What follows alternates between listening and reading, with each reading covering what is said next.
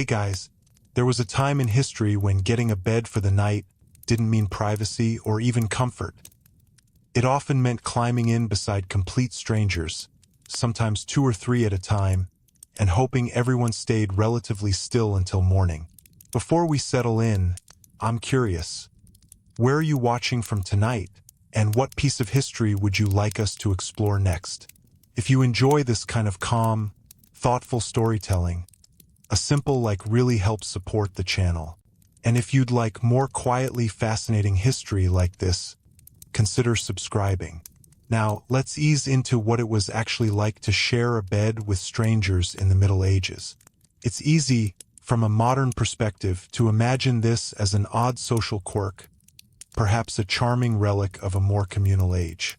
But that assumption only holds if we begin from the comfort of our own expectations, of personal space, of privacy, of individual ownership over something as simple as a place to sleep. In the medieval world, those assumptions rarely applied.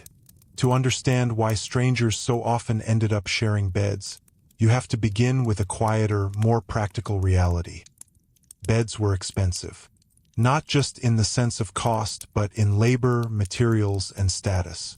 A proper bed, one with a wooden frame, a mattress stuffed with straw or feathers, and perhaps even linen sheets, was not something most people owned in abundance. In many households, there might be only one real bed, reserved for the head of the family, while others slept on benches, pallets, or the floor. So when travelers arrived, merchants, pilgrims, laborers moving between towns, they entered a world where accommodation was limited, and the idea of a private room was a luxury beyond reach. Instead, they found inns. But even the word inn can be misleading. These were not quiet, orderly spaces designed for restful solitude. They were busy, crowded environments, half social hub, half necessity, where food, drink, animals, and people all occupied overlapping spaces. And at the center of it all was the shared bed. When a traveler paid for a night's rest, what they were often buying was not a room, but a place in a bed.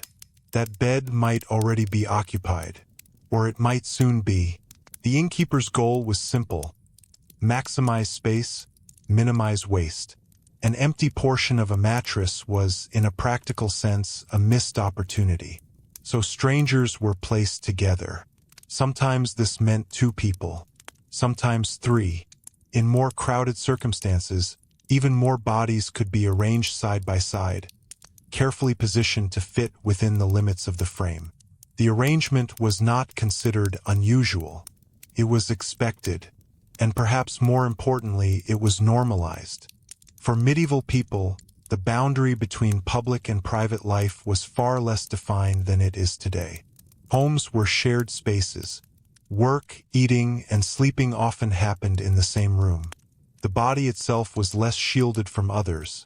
Changing clothes, tending to minor injuries, even moments of vulnerability were simply part of daily life. So sharing a bed with a stranger, while not necessarily pleasant, did not carry the same sense of intrusion it might for us. But that doesn't mean it was comfortable. The physical reality of these shared sleeping arrangements could be deeply unpleasant. Mattresses were rarely clean by modern standards. Straw stuffing could harbor insects. Fleas and lice were common companions, moving easily from one sleeper to the next. The warmth of multiple bodies, while useful in colder months, could quickly become stifling. And then there was the uncertainty. You might find yourself lying beside someone whose habits you did not know. Someone who snored heavily, or shifted constantly, or spoke in their sleep. Someone who carried the smells of travel, of sweat, of animals, of long days on the road. There was also, quietly, the question of trust. Because while many people simply wanted rest, the close proximity of strangers created opportunities. Theft was a real concern. A purse or small bundle could disappear in the night. A traveler might wake to find their belongings disturbed or gone entirely. Yet despite these risks, the system persisted. And that persistence reveals something important. not just about medieval travel, but about how people adapted to constraint. There were simply not enough resources to offer everyone a private space. Buildings were smaller, materials were limited, labor was costly, and so, instead of expanding comfort, society adjusted expectations. People learned to sleep through discomfort.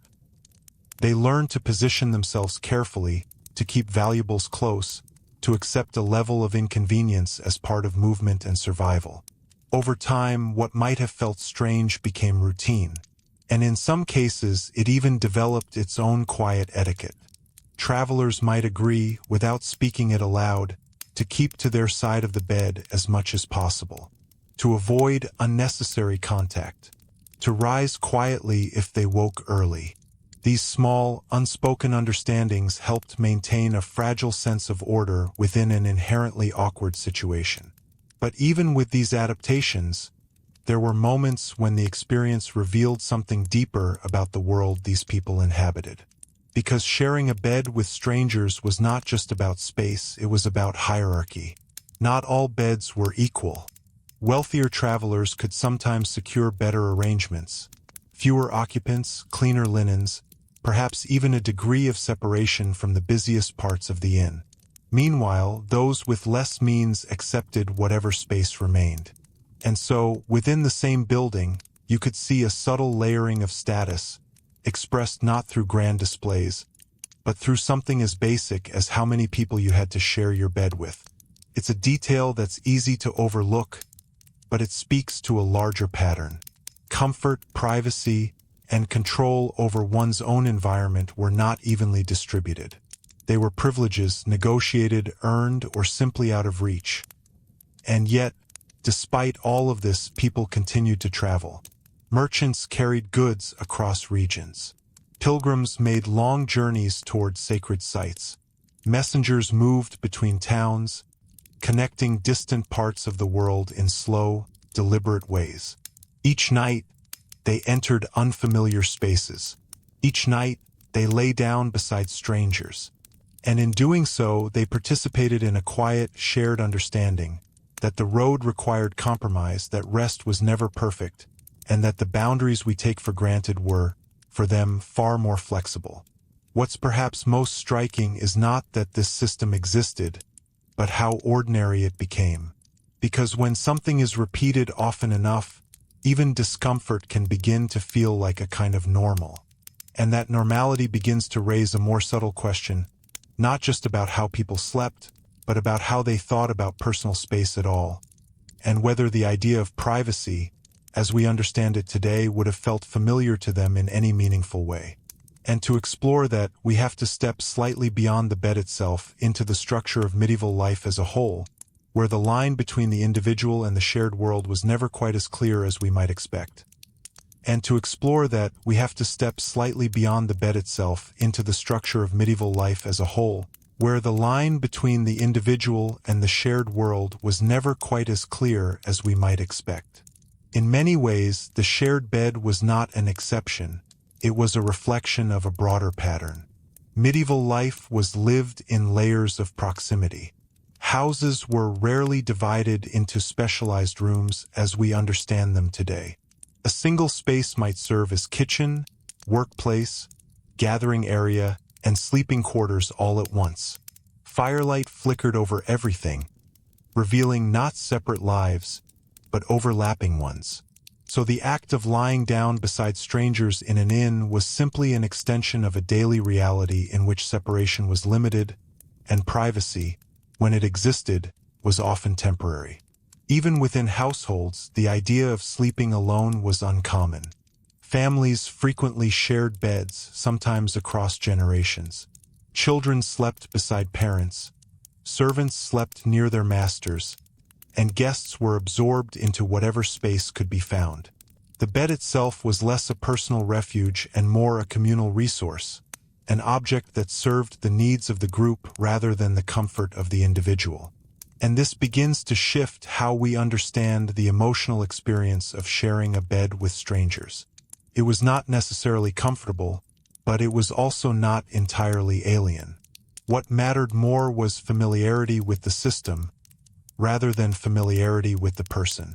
A traveler might enter in knowing that they would share a bed, and instead of focusing on who those other occupants were, their attention might settle on more immediate concerns. Securing a place near the edge for easier movement, positioning their belongings within reach, judging the condition of the bedding, or assessing how crowded the room might become as the night went on. These were practical decisions shaped by experience. And over time, those experiences formed a kind of quiet knowledge, an understanding of how to exist within shared space without drawing too much attention, without causing conflict, and without losing what little control one still had. But if the system relied on adaptation, it also depended on a certain level of cooperation. Because while proximity was expected, harmony was not guaranteed. Different regions, different customs, and different personalities all met within the walls of an inn. A merchant from one town might find himself beside a pilgrim from another, each carrying their own habits, rhythms, and assumptions about how the night should unfold. One person might sleep quickly and deeply, another might remain restless, adjusting blankets, turning over, rising briefly to check belongings or to respond to the noise of the room. These small differences, magnified by close quarters, could create tension. And yet, most of the time, the night passed without incident. Not because the arrangement was ideal, but because it was necessary. And necessity in medieval life often carried more weight than preference. Still, there were moments when the system revealed its limits. Some inns became known for disorder, places where overcrowding led to arguments, where theft was more frequent, where sleep was less certain. Travelers might remember these locations, avoiding them when possible, or preparing themselves more carefully if no alternative existed. Other inns, by contrast, developed reputations for relative calm. Perhaps the innkeeper managed space more thoughtfully, or enforced a kind of quiet order among guests. Perhaps the layout of the building allowed for slightly more separation, even if only by a few feet. These variations mattered, because they introduced a subtle form of choice within an otherwise constrained system. A traveler with experience, and perhaps slightly more means, could navigate these differences, selecting where to stop not only based on distance, but on the likelihood of a tolerable night's rest. And in doing so, they engaged with an early form of something that feels surprisingly familiar: the evaluation of shared spaces, the quiet ranking of environments based on comfort, safety, and predictability. But even in the best circumstances, the shared bed remained a compromise. And sometimes that compromise took on a more complex social dimension. Because proximity has a way of revealing things that distance can hide. In the darkness, stripped of the usual structures of the day, people became aware of each other in ways that were both subtle and immediate. The sound of breathing, the rhythm of movement, the presence of another body just inches away. These were intimate details, even if they were not interpreted as such. They created a kind of awareness that was difficult to ignore. And this awareness could shift depending on who was sharing the bed. Two travelers of similar background might settle into an unspoken understanding more easily. But differences of status, of language, of origin, could introduce a quiet tension, a sense that while the space was shared, the experience was not entirely equal. This becomes especially visible when we consider how gender was managed within these arrangements. In many cases, inns attempted to separate men and women, particularly when multiple occupants were involved. But this separation was not always strict, nor always possible. Space was limited, and practical concerns often overrode ideal arrangements. So while some beds might be shared among men, others among women, there were circumstances where boundaries blurred. And this, in turn, required additional layers of social awareness. Behavior had to be carefully moderated, movements restrained, interactions minimized. The goal was not connection, but coexistence. Getting through the night without creating discomfort or conflict. It's a delicate balance, and one that depended as much on shared expectations as it did on physical space. Because ultimately, the system worked not because it was comfortable, but because it was understood. People knew what to expect. They knew the risks. They knew the limits.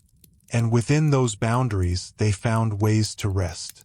But there is another layer to this story, one that sits just beneath the surface of these shared arrangements. Because while inns represent the most visible form of bed sharing among strangers, they were not the only context in which such practices occurred. In fact, there were other spaces, other situations, where the idea of sharing a bed with someone unfamiliar took on a slightly different meaning, sometimes shaped less by necessity and more by custom, by ritual, or even by expectation in ways that feel, at first glance, more surprising than the crowded inns themselves. And to understand those moments, we have to look beyond the road and into the quieter, more structured environments where hospitality, status, and social obligation intersected in ways that made the shared bed not just practical, but, in certain contexts, almost symbolic. In medieval society, hospitality was not simply a matter of kindness. It was a duty, often tied to reputation, honor, and social expectation. When a guest arrived, particularly one of equal or higher status, the host was expected to provide not just food and shelter, but a demonstration of respect. And one of the most meaningful ways to express that respect could involve the bed itself. In higher status households, especially among the nobility or well-established urban families, the bed was often one of the most valuable and visible possessions in the home. It might be large, carefully constructed, layered with textiles that reflected wealth and taste. Curtains could be drawn for warmth or a degree of separation. But even then, the bed remained a central, almost ceremonial object within the household. To invite someone into that space, quite literally, was not a casual gesture. In some cases, a host might offer to share their own bed with a guest as a sign of trust or honor. This was not necessarily about comfort. It was about inclusion, about signaling that the guest was worthy of proximity, of being brought into the inner circle of the household, even if only for a night. From a modern perspective, this can feel deeply counterintuitive. We tend to associate beds with privacy, with intimacy reserved for close personal relationships. But in the medieval context, the meaning was more fluid. The bed could serve as a space of negotiation, of alliance, even of reassurance. There are accounts, subtle, often incidental, where individuals of similar rank shared beds during travel or diplomatic visits. Not because they lacked alternatives, but because the act itself reinforced a kind of social equality. To sleep apart might suggest distance. To share a bed could imply mutual recognition. But this was not universal. The meaning of the shared bed shifted depending on context, and not all instances carried the same weight. For those of lower status, sharing a bed remained largely a matter of necessity. For those of higher standing, it could become something more layered, part practicality, part performance, part expectation. And this dual nature adds a quiet complexity to the practice. Because the same physical act, lying beside another person through the night, could mean entirely different things depending on who was involved and why.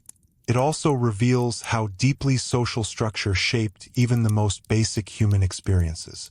A traveler in a crowded inn and a noble guest in a private household might both find themselves sharing a bed, but the conditions, expectations, and interpretations surrounding that experience would be very different.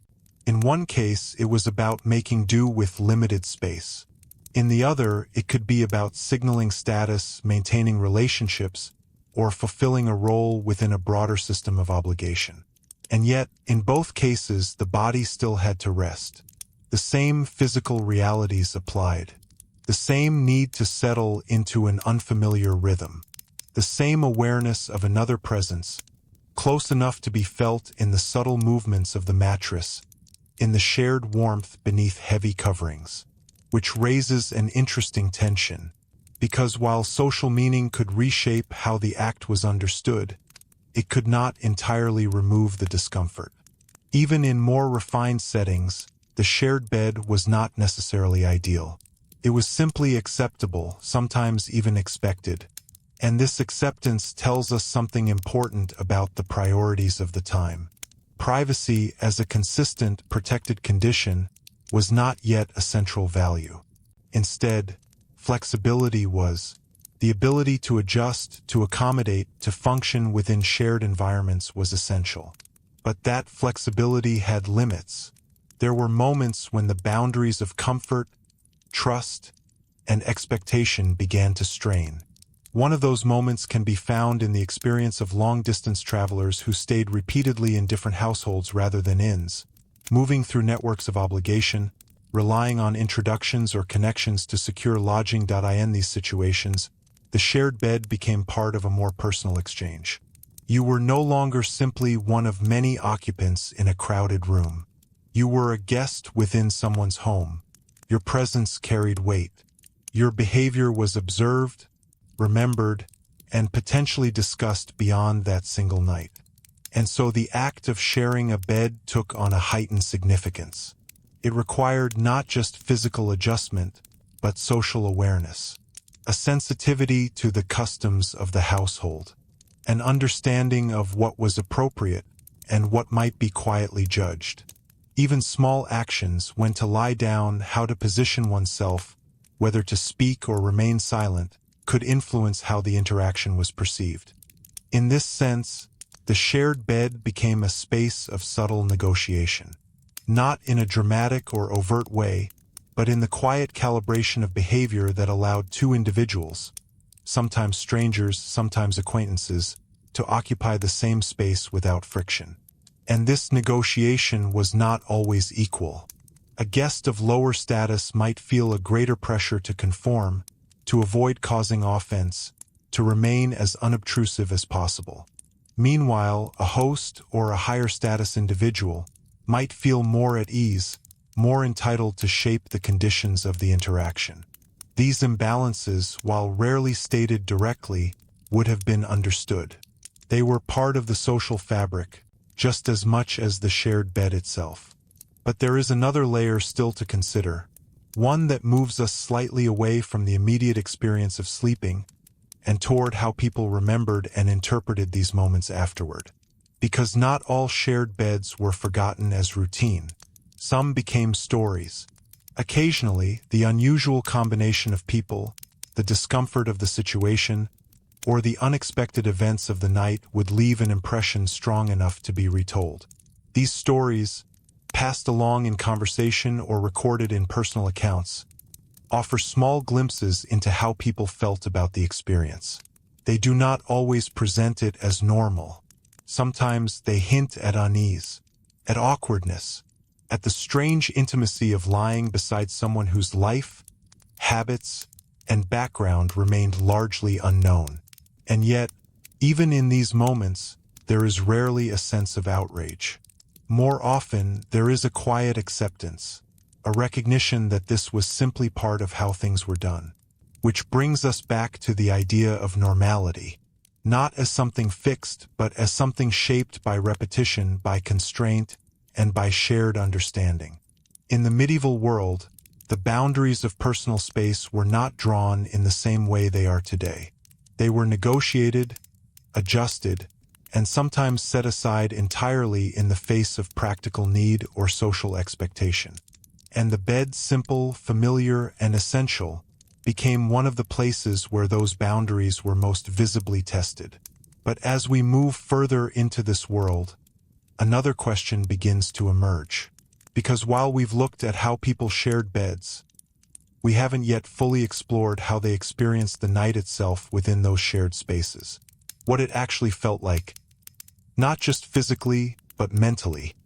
To try to rest in a room filled with unfamiliar sounds, shifting bodies, and the constant awareness of others nearby.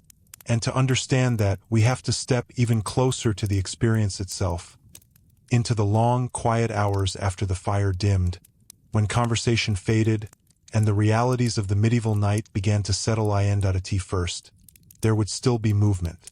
The room rarely fell silent all at once. Someone might shift position, adjusting their place on the mattress. Another might murmur briefly, finishing a conversation that had lingered too long. The faint creak of wood, the rustle of fabric, the soft thud of boots set aside near the wall. These sounds formed a kind of slow transition from day into night. And then, gradually, the space changed. The light diminished, often to a single low flame or the faint glow of embers. Shadows deepened. The boundaries of the room became less distinct. What remained most present was not sight, but sound, and the awareness of others within it. Breathing became the dominant rhythm. Not one steady pattern, but many, overlapping and uneven. Some slow and heavy, others quick and irregular. A sleeper might begin to snore, quietly at first, then with a consistency that filled the silence. Nearby, someone else might stir in response, shifting position in an attempt to find a more tolerable angle. For the person trying to fall asleep, this was the moment when the shared nature of the bed became most immediate. During the day, or even in the earlier hours of the evening, the presence of others could be managed, ignored, worked around, absorbed into the general activity of the space. But in the stillness of the night, with nothing else to focus on, that presence became unavoidable. The slight movement of the mattress as another person turned. The warmth radiating from bodies pressed closer than one might prefer. The subtle, sometimes unfamiliar smells carried in the fabric of clothing or the air itself. These were not dramatic discomforts. They were quiet, persistent ones, difficult to escape because there was nowhere else to go. And yet, people did sleep. Not always quickly, and not always deeply, but enough. Part of this was simply fatigue. Travel in the medieval world was slow, physically demanding, and often exhausting. A long day on foot or horseback, exposure to weather, the strain of carrying goods or navigating unfamiliar roads. These conditions made rest necessary, even if it was imperfect. But there is also reason to believe that sleep itself was experienced differently. In a world without artificial lighting, the rhythm of day and night followed a more natural pattern. Darkness arrived fully, and with it, a kind of enforced pause in activity. People often went to bed earlier, but they did not always sleep in a single, uninterrupted stretch. There are scattered references suggesting that sleep could be segmented, divided into periods with intervals of wakefulness in between. During these quieter moments, individuals might lie still, think, pray, or simply listen to the sounds around them before drifting back into rest. In a shared bed, these intervals would have taken on a slightly different character.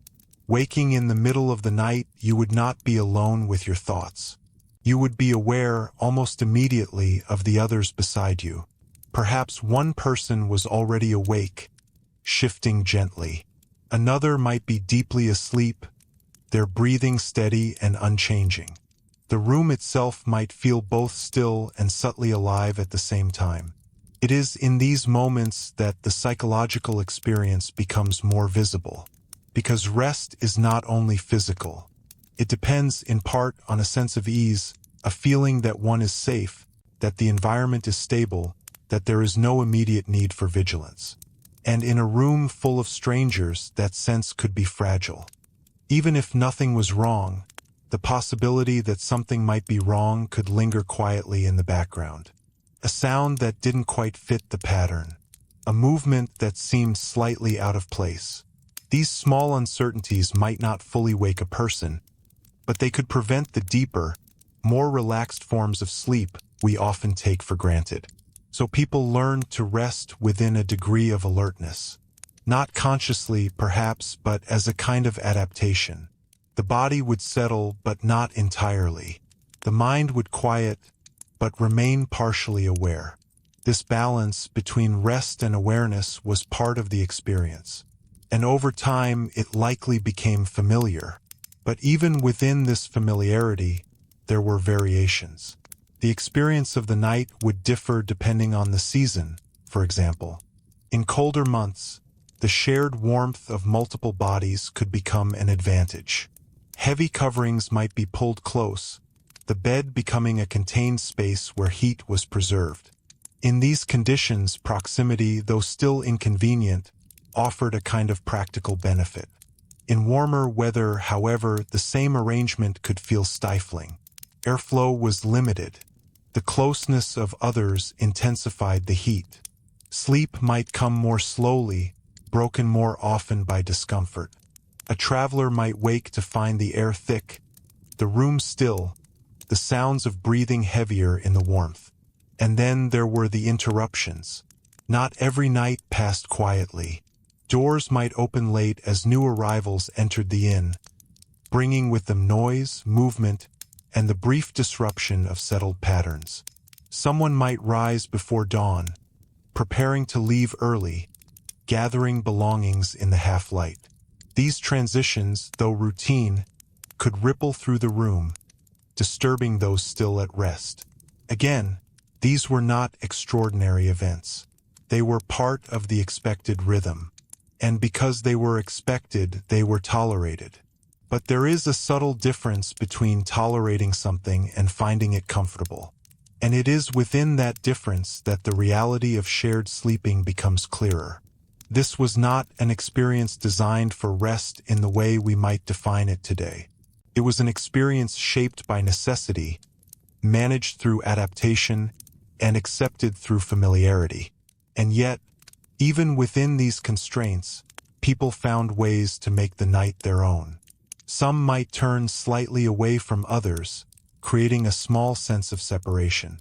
Others might position their belongings in a way that created a boundary, however symbolic.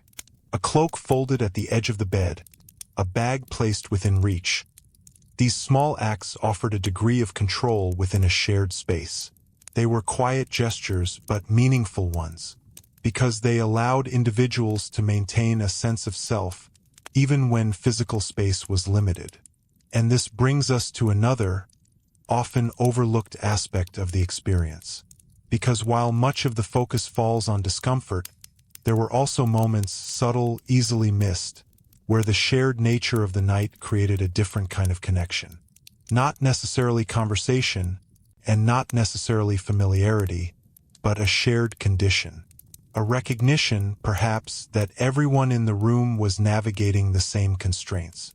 That each person, in their own way, was adjusting, enduring, and finding rest where they could. It is a quiet kind of solidarity, and it does not erase the difficulties. But it adds a layer of complexity to the experience, one that sits somewhere between inconvenience and understanding. And as the hours passed, the room would slowly shift again. The darkest part of the night would give way, almost imperceptibly, to the earliest signs of morning. The air might cool slightly. The sounds would change. A sleeper might stir, not because of discomfort, but because the rhythm of the night itself was ending. And in that transition, the shared bed would begin to lose its significance. Because soon people would rise. They would gather their belongings, step away from the closeness of the night, and return to the wider world, carrying with them the memory of another shared space, another imperfect rest, another quiet negotiation between necessity and comfort. But even as they moved on, the pattern remained, because the next night would come, and with it another room, another bed, and perhaps another set of strangers, each bringing their own habits, their own expectations, and their own place within a system that, for all its discomforts, continued to function in ways that were both remarkably simple and quietly revealing. Over time, this repetition began to shape something deeper than habit. It shaped anticipation. A seasoned traveler did not arrive at an inn expecting comfort in the modern sense. Instead, they arrived with a quiet understanding of what the night would likely demand. There was a kind of mental preparation involved, an acceptance formed before the body even reached the bed. They might enter the room already observing. How many people are here already? how much space remains, who appears settled, and who still seems restless. These small assessments, made almost instinctively, influenced where a person chose to place themselves, how they arranged their belongings, even how they positioned their body once they lay down. Because within the shared bed, position mattered. The edge of the bed offered a certain advantage, easier access if one needed to rise, slightly more control over movement, a clearer sense of boundary. But it also came with its own risks. It was more exposed, more likely to be brushed against by passers-by in a crowded room, and sometimes less stable if the mattress sagged or shifted.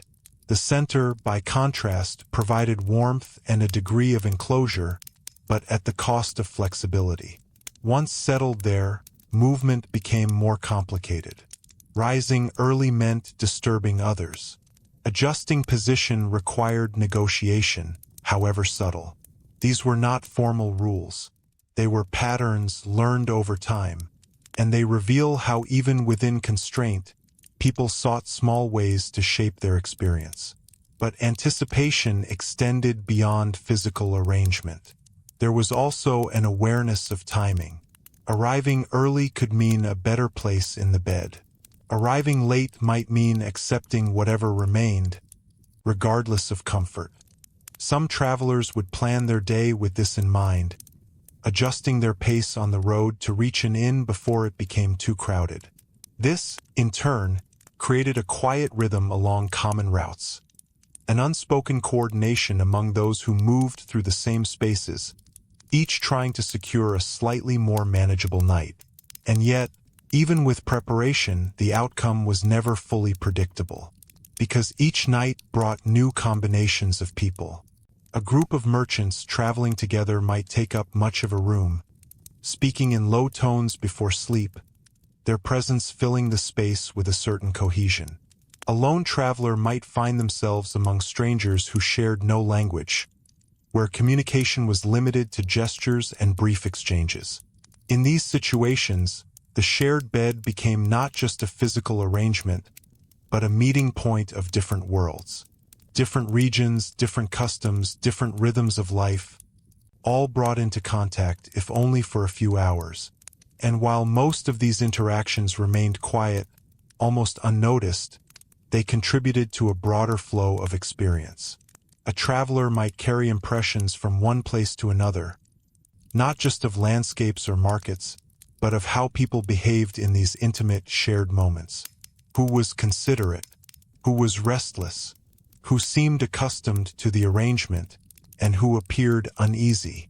These observations, subtle as they were, formed part of a larger understanding of the world. But there is another dimension to this repetition, one that begins to touch on the body itself and how it adapted over time. Because repeated exposure to shared sleeping conditions did not simply affect expectations. It influenced physical habits. A person who frequently traveled might develop the ability to fall asleep more quickly, despite noise or movement. They might become less sensitive to interruptions, less reactive to the presence of others. Their sleep, while still imperfect, could become more efficient, adjusted to the realities of the environment. This is not to say the discomfort disappeared, but it became manageable, and that manageability is significant. It suggests that what feels deeply intrusive or disruptive in one context can, over time, become something that the body learns to accommodate. Not entirely comfortably, but sufficiently. Yet even within this adaptation, there were limits, moments when the system strained against its own boundaries. One such moment came when illness entered the space. In a shared bed, the proximity that made rest possible also made vulnerability more immediate. A cough in the night, a feverish movement, the subtle signs that someone was unwell, these would not go unnoticed. And in a world where understanding of disease was limited, and prevention even more so, such signs could carry a quiet weight. A traveler might shift slightly away if space allowed, or they might simply endure, aware but unable to change the situation. The shared bed, in these moments, became not just a place of rest, but a point of exposure. And yet, even here, the system persisted, because alternatives were scarce. And this persistence reveals something about the balance medieval people maintained between risk and necessity. They lived in close quarters not because they were unaware of the dangers, but because the structure of their world left few other options. The same closeness that facilitated travel, trade, and connection also carried its own quiet costs. But alongside these challenges, there were also moments when the shared bed intersected with something less expected, something that moves beyond necessity and into the realm of custom, even storytelling. Because in certain contexts, particularly among travelers who crossed paths repeatedly, the shared bed could become a place where brief connections formed. Not deep relationships and not lasting bonds, but moments of recognition. A familiar face encountered again after several days on the road. A shared understanding of the journey, of its hardships and rhythms. In these cases, the experience shifted slightly, from purely functional to quietly social. Two people who had once shared a bed as strangers might find themselves doing so again, but with a small layer of familiarity added. The space felt slightly less uncertain. The night, perhaps, a little more predictable. These moments were likely rare, but they hint at how even within a system defined by constraint, there was room for variation. And this variation becomes more visible when we consider how different types of travelers experienced the same environment. A merchant carrying valuable goods might approach the night with heightened caution, remaining more alert, sleeping more lightly. A pilgrim, driven by purpose rather than profit, might accept discomfort with a different kind of patience, focusing less on the conditions and more on the journey itself. Each perspective shaped the experience. The same bed, the same room, the same arrangement, yet felt differently depending on what each person carried with them, both physically and mentally. And this layered experience begins to bring us closer to something that is easy to overlook. Because when we think about shared beds in the Middle Ages, it is tempting to reduce the idea to a single image, crowded, uncomfortable, perhaps even chaotic.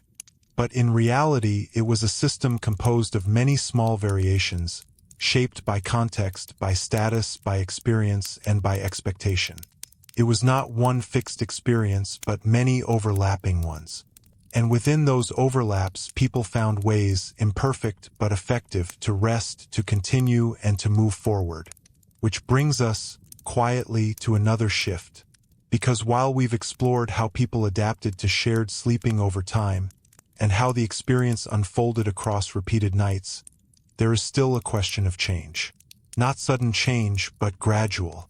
The kind that emerges slowly, almost unnoticed, as materials improve, as buildings evolve, as ideas about comfort and personal space begin to take on new forms. At some point, the shared bed begins to feel less inevitable. Not everywhere and not all at once, but in certain places, under certain conditions, the expectation starts to shift. And to understand when that shift begins, we have to follow the development of the bed itself, not just as a place to sleep, but as an object that quietly reflects changing ideas about privacy, status, and what a night's rest should actually be. At first, the changes are almost invisible. A bed is still a bed. A wooden frame, perhaps a little sturdier than before. A mattress, still filled with straw or wool, but arranged with slightly more care. The differences are not dramatic enough to redefine the experience overnight. And yet, in certain places, particularly in growing towns and wealthier households, these small improvements begin to accumulate. One of the earliest shifts comes in the form of enclosure. Beds that were once open on all sides begin to gain structure. Posts, frames, and eventually curtains. These curtains are not only decorative. They serve practical purposes, retaining warmth, reducing drafts, creating a softer boundary between the sleeper and the rest of the room. But they also do something more subtle. They create the suggestion of a private space, even within a shared environment.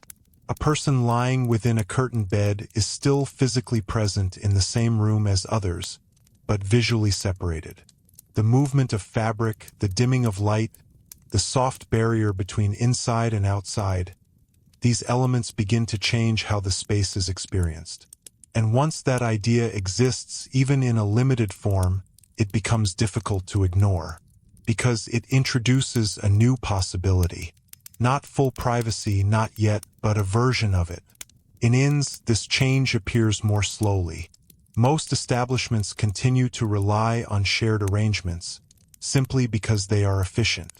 But in some places, particularly those catering to wealthier travelers or located along important trade routes, the layout begins to evolve. Larger rooms might be divided more deliberately. Beds might be spaced slightly further apart. In rare cases, separate chambers begin to appear, small, enclosed spaces offering a degree of isolation. These rooms are not yet standard, and they are certainly not accessible to everyone. But their existence signals something important. It suggests that the shared bed, while still common, is no longer the only imaginable arrangement. And once an alternative exists, even in limited form, expectations begin to shift. A traveler who has experienced a more private space, even once, might carry that memory forward. The next time they enter a crowded room, the shared bed may feel slightly more intrusive than it once did. Not because it has changed, but because their point of comparison has. This is how change often begins. Not with a complete transformation, but with a contrast. And that contrast gradually reshapes what people consider normal or acceptable or desirable. At the same time, broader developments in society begin to reinforce this shift. Urban centers grow. Trade expands. Wealth, though still unevenly distributed, becomes more concentrated in certain areas. With that concentration comes the ability to invest in comfort, not just in clothing or food, but in the spaces people inhabit. Homes begin to reflect this. Rooms become more specialized. Sleeping areas, while still not entirely separate, start to take on a clearer identity. The bed, once a shared and flexible object, becomes more closely associated with the individual or the immediate family unit. And as that association strengthens, the idea of sharing a bed with strangers begins to feel slightly out of place in certain contexts. Not entirely unacceptable, but increasingly tied to necessity rather than preference. This shift is not immediate and it is not universal. In many rural areas and among those with fewer resources, the older patterns persist. Shared sleeping remains a practical solution, deeply embedded in daily life. But in other environments, particularly among the emerging urban middle classes, the desire for separation grows more pronounced. And with that desire comes innovation. Materials improve. Textiles become more refined. Mattresses are stuffed with better fillings, offering more consistent support. Bed frames become more elaborate, not only for display, but for function, designed to hold curtains more effectively, to create a sense of enclosure that feels intentional rather than incidental.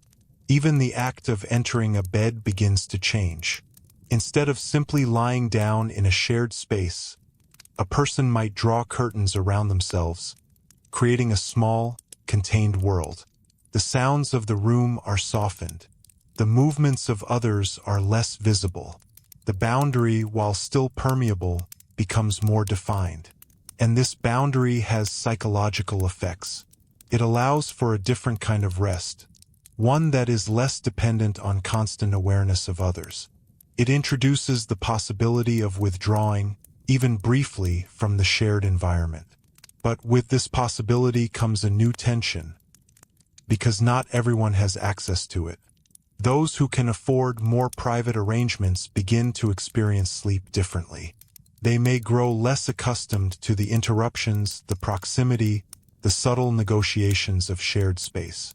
Meanwhile, those who continue to rely on communal sleeping arrangements maintain the older habits, the same adaptations that have carried them through years of travel and daily life. And so, for a time, these two experiences coexist. The shared bed does not disappear. It remains a central feature of inns, of travel, of many households. But alongside it, another model begins to take shape, one that emphasizes separation, control, and a more clearly defined personal space. This coexistence creates moments of contrast that would have been difficult to ignore. A traveler moving between different regions or social environments might encounter both systems within a relatively short period of time. One night, they might find themselves in a crowded room, pressed between strangers, adjusting to the familiar rhythms of shared sleep. The next, they might be offered a more private arrangement, where the boundaries of the bed feel more stable, more contained. These shifts would not only affect physical comfort, they would influence perception. What once felt normal might begin to feel like a compromise. What once seemed sufficient might now appear lacking, not because it had changed, but because the context around it had. And this gradual change in perception is what begins to reshape the future of sleeping arrangements. Because as expectations evolve, so do the structures designed to meet them. Inns, particularly those seeking to attract wealthier clientele, begin to adapt. Offering more private spaces becomes a way to distinguish oneself, to signal a higher standard of care. Even small improvements, slightly fewer occupants per bed, a bit more spacing, the introduction of partitions, can make a noticeable difference. And over time, these differences accumulate. The shared bed, once the default, begins to take on a different role. It is still used, still necessary, still familiar, but increasingly associated with certain conditions rather than being universally expected. And this transition, quiet as it is, marks the beginning of a broader transformation. Because it is not only about beds. It is about how people understand their relationship to space, to others, and to themselves within the environment of the night. It is about the slow emergence of the idea that rest might be something more than survival, that it could involve comfort, separation, even a sense of personal retreat. But that idea does not arrive fully formed. It develops gradually, unevenly, shaped by economic realities, by cultural habits, and by the practical limits of the world people lived in. And as it develops, it leaves behind traces, small changes in design, in behavior, in expectation that signal a shift still in progress. Which brings us to a moment where the shared bed still exists, still functions, still defines much of the experience of travel, but no longer stands entirely alone. Because somewhere, in certain inns, in certain homes, in certain carefully arranged rooms, a different kind of night is beginning to take shape. One where the boundaries between bodies, between spaces, and between individuals are just slightly more defined, and where the experience of sleep itself is starting to feel, in quiet and subtle ways, a little more private than it once was. At first, that shift is not announced. There is no clear moment when people collectively decide that sharing a bed with strangers has become undesirable. Instead, the change unfolds in small, almost unremarkable adjustments, choices made night after night, shaped by opportunity as much as preference. A traveler, given the option, chooses the bed with fewer occupants. An innkeeper, noticing demand, begins to space guests more deliberately. A household, newly able to afford an additional bed, separates its sleeping arrangements just slightly more than before. Each decision is minor on its own, but together they begin to alter the landscape of expectation. And as expectations change, so does behavior. Where once a traveler might have entered a crowded room with quiet acceptance, there may now be a brief hesitation, a moment of calculation. Is there another in nearby? Is it worth paying a little more for a less crowded space? Is the discomfort still tolerable, or has it become something to avoid if possible? These are subtle questions, but they signal a shift in mindset. Because the shared bed, once taken for granted, is now being measured against alternatives. And measurement introduces judgment. Not harsh judgment, not rejection, but a quiet reevaluation of what is necessary and what might be improved. At the same time, the design of sleeping spaces continues to evolve in response. Beds grow larger in some contexts, not to accommodate more people, but to provide more space for fewer. Curtains become thicker, more effective at separating the interior of the bed from the surrounding room. In some cases, wooden frames become more enclosed, almost forming a box-like structure.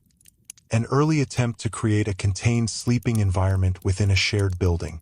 These changes are not universal. They appear unevenly, often in places where wealth, trade, or social mobility create the conditions for experimentation.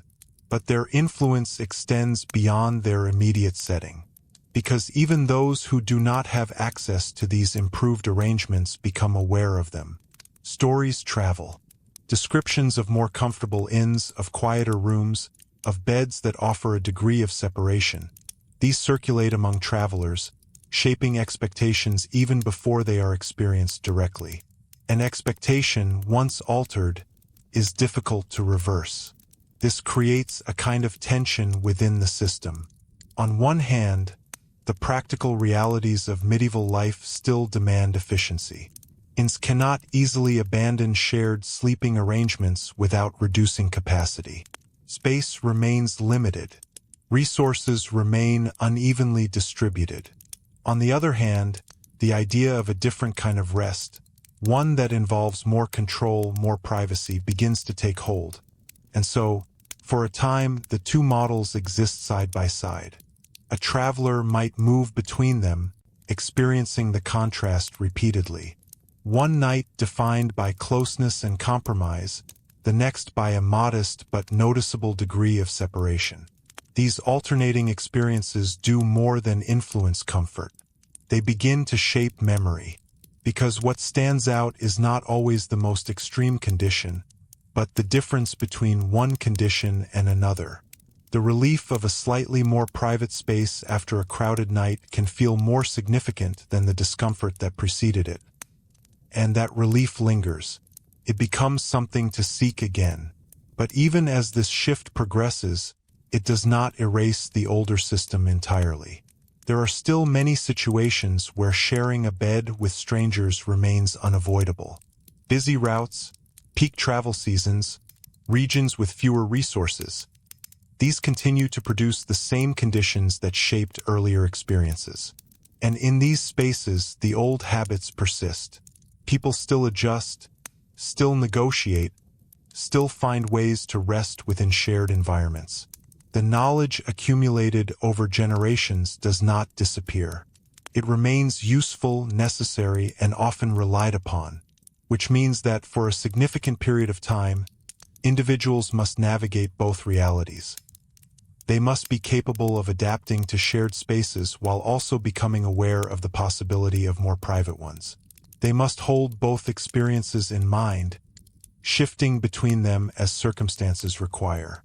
This dual awareness adds a new layer to the experience of travel. Because now, the night is not only about rest. It is also about comparison. And comparison, even when quiet, has a way of guiding future decisions. But there is another, less obvious consequence of this transition. Because as the shared bed becomes less central in certain contexts, the meaning of closeness itself begins to change. In earlier periods, physical proximity was a normal part of daily life. It carried little symbolic weight beyond its practical function. But as space becomes more defined, as boundaries become more established, the act of sharing a bed, or even a room, begins to feel more intentional, more noticeable, and in some cases more personal. What was once simply a necessity now has the potential to be interpreted. Two people sharing a bed in a crowded inn may still be seen as following the expected pattern. But in a setting where separation is possible, the same arrangement might raise questions about relationship, about status, about circumstance. This shift does not happen all at once, and it does not affect all environments equally. But it begins to introduce a new sensitivity to space. a heightened awareness of who is near and why.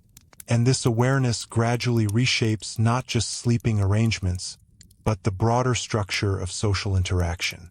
Because the bed, simple as it is, reflects deeper patterns. It reveals how people organize their lives, how they balance necessity and comfort, how they define the boundaries between themselves and others. And as those definitions change, the bed changes with them. Yet even as this transformation unfolds, there remains something persistent about the older system.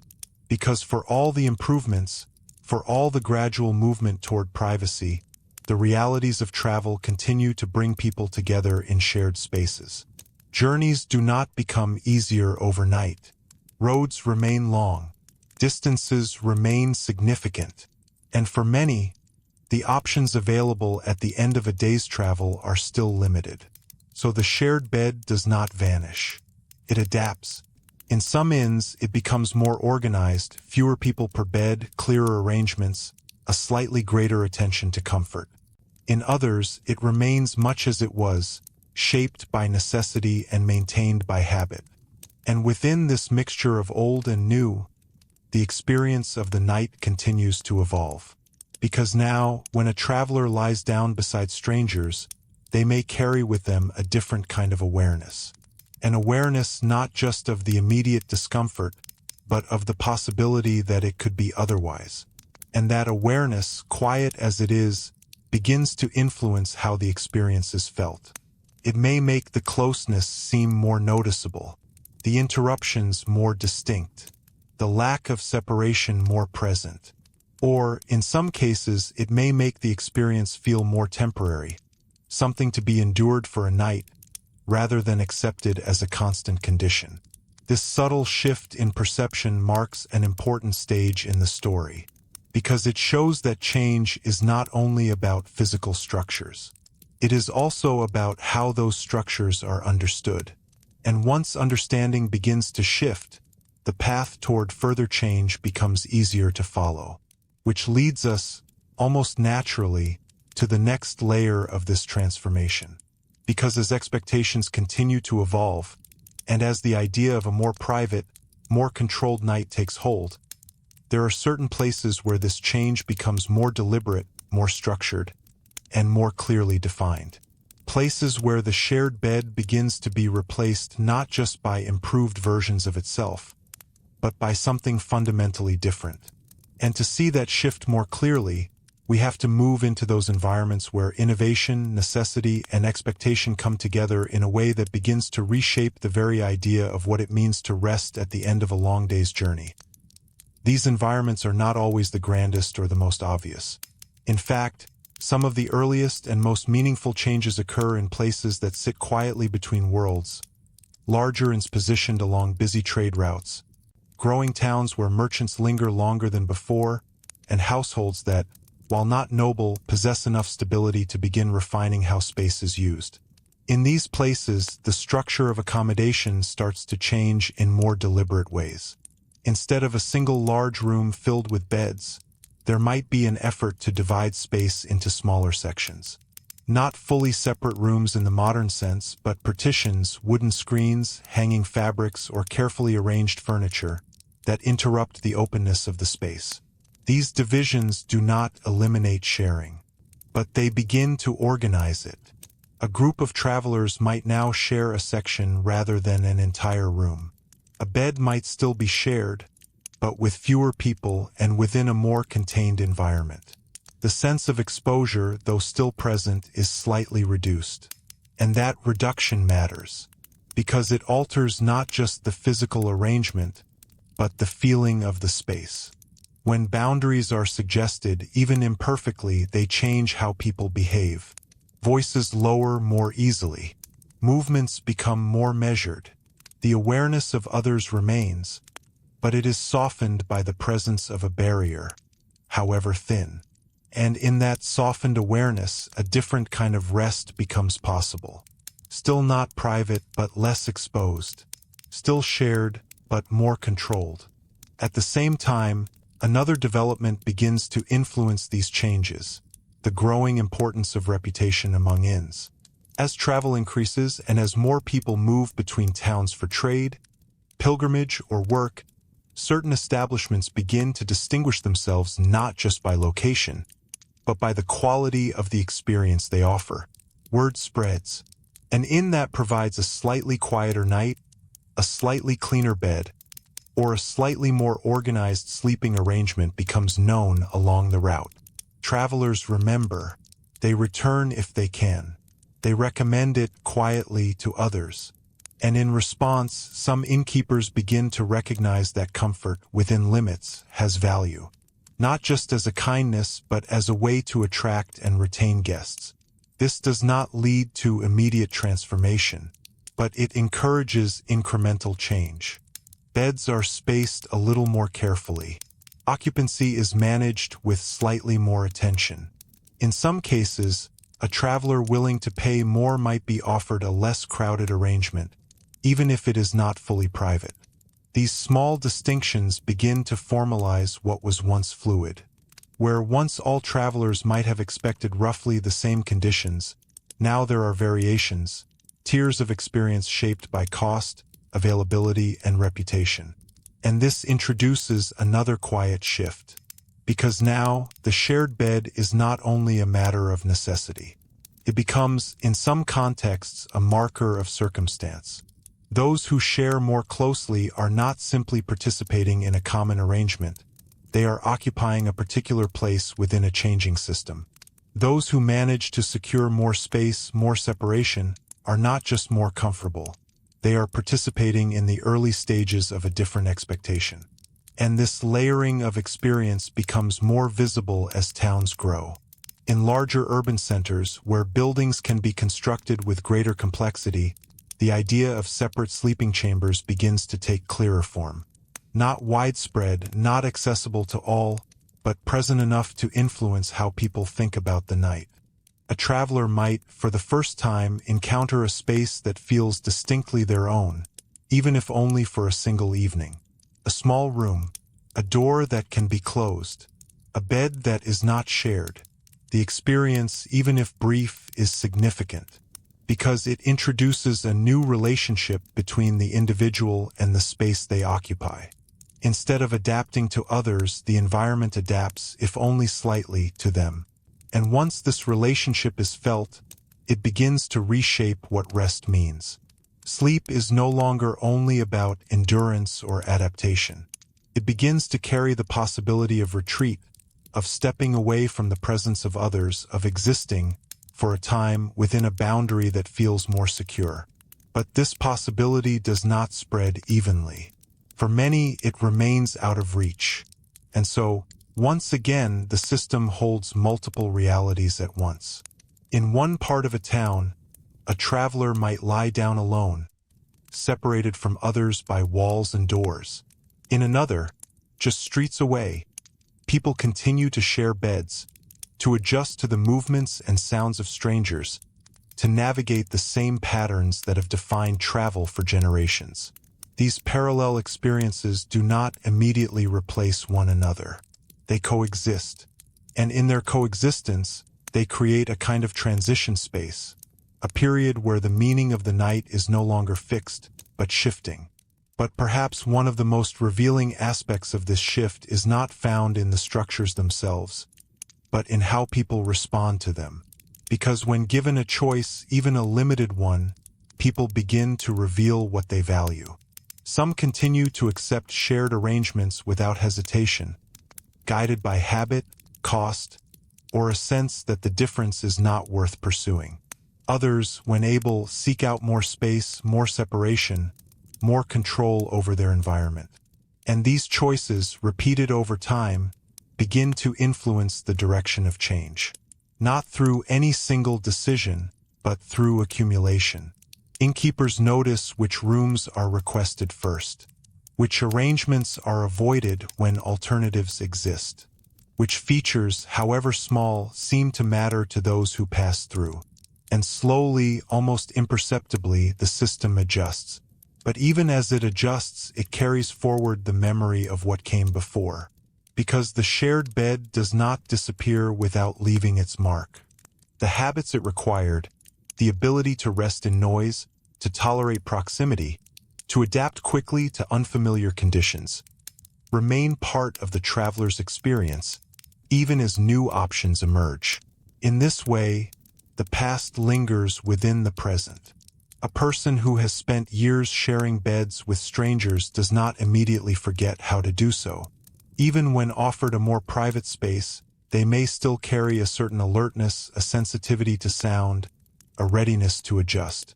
The body remembers, and this memory becomes part of the transition, because it means that the shift toward privacy is not only structural, it is gradual within the individual as well. A new kind of rest must be learned, just as the old one was, and that learning takes time. But as this process unfolds, the direction becomes clearer. The shared bed, once central, begins to move toward the edges of the experience. Still present, still necessary in many contexts, but no longer defining the entire system. And in its place, something else begins to take shape. Not fully formed, not yet consistent, but increasingly visible. A model of rest that emphasizes separation, control, and a more defined sense of personal space. And as this model continues to develop, it brings with it new questions. Because if sleep can become more private, if the night can be shaped more deliberately, then what happens to the social aspects that once defined these shared spaces? What is lost as well as what is gained? And how does the changing structure of the bed reflect broader shifts in how people understand themselves, not just as members of a shared environment, but as individuals with boundaries that can be protected or even expected? These questions do not resolve immediately. They unfold slowly, across generations, carried forward by the same steady movement of travelers along roads that are, in many ways, still unchanged. Because even as the spaces at the end of the journey begin to transform, the journey itself continues, bringing people night after night to doors that open onto a range of possibilities. Some familiar, some newly emerging, all part of a system that is still quietly in motion. And within that motion, something else begins to change. Not only the structure of where people sleep, but the meaning of what happens once they wake. Morning in a shared sleeping environment had always been a kind of release. The slow untangling of bodies from blankets. The quiet gathering of belongings. The small, practical rituals that marked the return to individual movement after a night defined by proximity. These moments, once routine, begin to take on a slightly different tone as sleeping arrangements evolve. Because waking alone feels different. In a more private space, there is no immediate awareness of others. No need to adjust movements to avoid disturbing someone nearby. No subtle negotiation over space as one rises from the bed. The transition from sleep to waking becomes more contained, more self-directed. And this shift, though quiet, has consequences. It changes how the day begins. In a shared room, waking is a collective process. One person stirs, then another. Sounds ripple outward, fabric moving, footsteps crossing the floor, a door opening. The room gradually fills with activity, each action influencing the others. But in a more enclosed setting, that process becomes isolated. A person wakes when they choose, moves as they wish, prepares for the day without immediate reference to others. The rhythm of the morning becomes personal, rather than shared. And over time, this difference begins to matter, because the way a day begins often shapes how it unfolds. A quieter, more controlled start may allow for clearer thinking, for a sense of steadiness that carries into the hours ahead. A more chaotic or crowded waking, by contrast, may leave a person slightly unsettled, already navigating the presence of others before they have fully gathered themselves. These are small distinctions, but as they accumulate, they begin to influence preference. And preference, once established, becomes part of expectation. This is how the shift continues, not through sudden change, but through repeated experience. A traveler who has known both forms of waking begins to recognize the difference. They may not articulate it directly, but they feel it. And that feeling guides future choices whenever choice is available. At the same time, the social dynamics of the shared space begin to evolve in response to these changes. Because when people sleep separately, they also interact differently. In the older model, where multiple individuals shared a room and often a bed, there were natural points of contact. Conversations before sleep, brief exchanges in the half-light of morning, small acknowledgments of presence that, while minimal, created a sense of shared experience. These interactions were not always meaningful, but they were consistent. They formed part of the texture of travel. In more separated arrangements, those moments become less frequent. A traveler may still encounter others in common areas, at the table, near the fire, in the yard where animals are kept. But the intimacy of the night, the shared vulnerability of sleep, is no longer a guaranteed point of connection. And this alters the tone of interaction. Encounters become more deliberate, rather than incidental.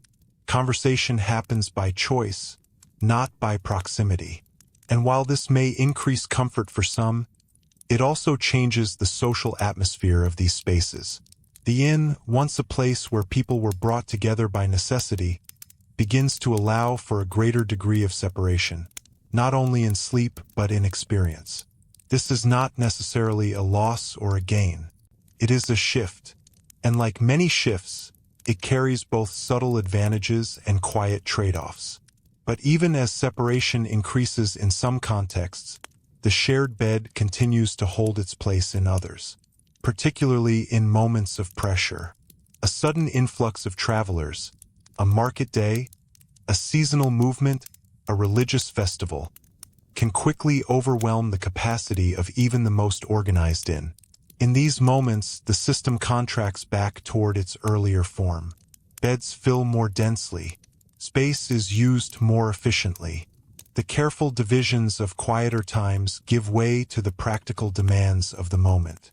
And once again, strangers find themselves lying side by side. These fluctuations reveal something important, because they show that the shift toward privacy is not a simple progression from one state to another. It is not a clean replacement of the old by the new. It is a negotiation between ideal and reality, between expectation and limitation, between what people begin to want and what the world is able to provide. And within that negotiation, the shared bed remains a central reference point. Even as alternatives emerge, it defines the baseline, the condition against which all improvements are measured. This gives it a kind of lasting influence, because even when it becomes less common in certain settings, its memory shapes how people understand comfort. The absence of shared sleeping becomes noticeable precisely because it was once so common, and this memory carries forward, influencing how later generations interpret both past and present. But there is another layer to consider, one that moves beyond the experience of travelers and into the broader cultural understanding of sleep itself. Because as the structure of sleeping arrangements changes, so too does the way people think about what sleep is for. In earlier periods, sleep is closely tied to necessity. It is something the body requires, taken when possible, often in imperfect conditions. The emphasis is on function, on rest sufficient to continue the demands of daily life. But as environments begin to allow for more controlled, more comfortable sleep, the experience itself becomes more noticeable. People begin to recognize differences in how they feel after a night of rest. The quality of sleep, once overshadowed by the simple need for it, begins to matter. And this recognition introduces a new dimension to the conversation, because it suggests that sleep is not only about duration, but about conditions.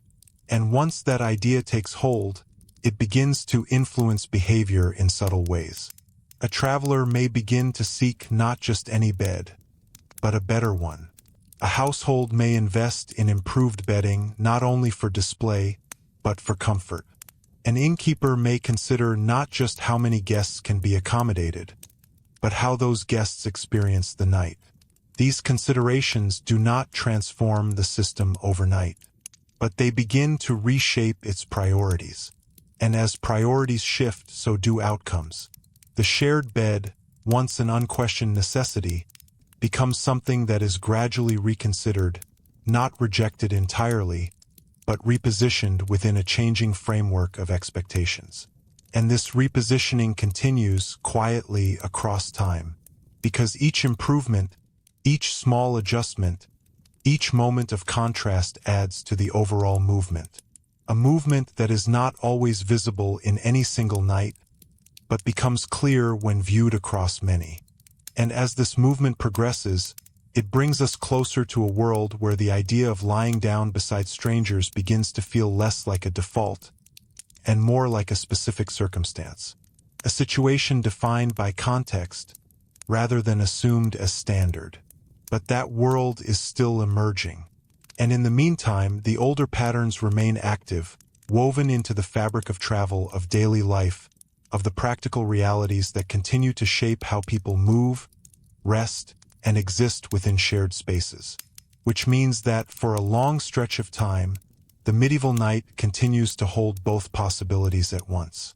The familiar closeness of shared beds, and the slowly expanding idea of separation.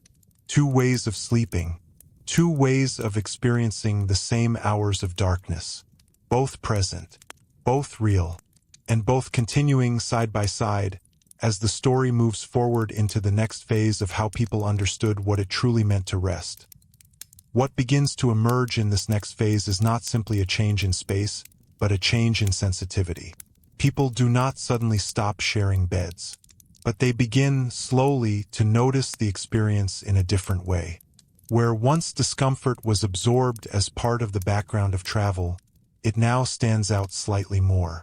The uneven surface of a mattress, the movement of another sleeper, the interruption of sound in the night, these details, once expected and largely accepted, begin to register more clearly in the mind. And this does not happen because conditions have worsened. In many cases, they are improving. But improvement, even in small degrees, creates contrast. And contrast sharpens perception. A traveler who has spent even a single night in a quieter, more controlled environment carries that memory forward. The next time they lie down in a crowded space, the difference is not theoretical, it is felt. And feeling, once established, becomes difficult to ignore. This leads to a subtle but important shift in attention. Instead of simply enduring the night, people begin to evaluate it. Not in a formal sense, not with explicit judgment, but through quiet comparison. Was this night easier than the last? Was the bed more crowded or less? Did sleep come quickly, or was it broken by movement and noise? These questions may never be spoken aloud, but they form part of the internal experience. And over time, they influence behavior. A traveler may begin to choose routes not only for their efficiency, but for the quality of rest they offer. A slightly longer journey that leads to a more reliable inn might become preferable to a shorter one that ends in uncertainty. This is a small shift, but a meaningful one, because it suggests that rest is no longer viewed only as a necessity to be satisfied, but as an experience that can vary in quality, and therefore one that can be improved.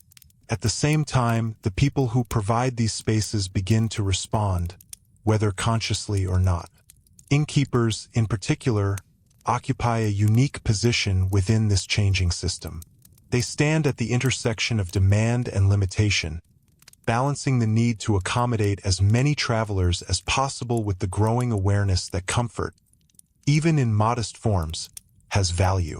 Some respond by refining what they already offer. They may not be able to provide private rooms for all, but they can adjust how space is used. Beds might be assigned more deliberately. Groups might be kept together when possible, reducing the unpredictability of shared arrangements. Regular travelers, those who return often, might be given slight preference in placement. These are not formal policies. They are adjustments shaped by observation. And over time, they contribute to a gradual reordering of the experience. But even as these refinements take place, there remains a fundamental truth that continues to anchor the system. Travel in the medieval world is still a process defined by uncertainty. Roads are not always safe. Weather is not always predictable. Distance is not easily reduced. And at the end of each day, the options available to a traveler are still shaped by what exists, not by what might be ideal. This means that even as expectations evolve, they are constantly tempered by reality. A traveler may hope for a quieter night, but they cannot always secure one. They may prefer more space, but they cannot always afford it or find it or reach it before it is taken. And so, the shared bed remains, not as the unquestioned default, but as a reliable fallback. A condition that, while no longer ideal in every context, still serves its purpose when needed. This duality between evolving expectation and persistent necessity creates a kind of layered experience of the night. One that depends not only on where a person is, but on what they have known before and what they believe might be possible. And within this layered experience, something else begins to take shape. A growing awareness of the self as distinct from the shared environment. In earlier periods, the individual exists largely within the group, defined by roles, by proximity, by participation in collective space. But as sleeping arrangements begin to offer even limited forms of separation, the individual gains a slightly clearer boundary. A space, however small, that feels more their own. And with that space comes a different kind of awareness. An awareness of one's own habits, preferences, and rhythms. How one prefers to lie. How one responds to noise. How easily one wakes or returns to sleep. These are not new experiences, but they become more visible when the surrounding environment allows for greater distinction. In a shared bed, the individual is constantly adjusting to others. In a more private space, the individual begins to adjust the space to themselves.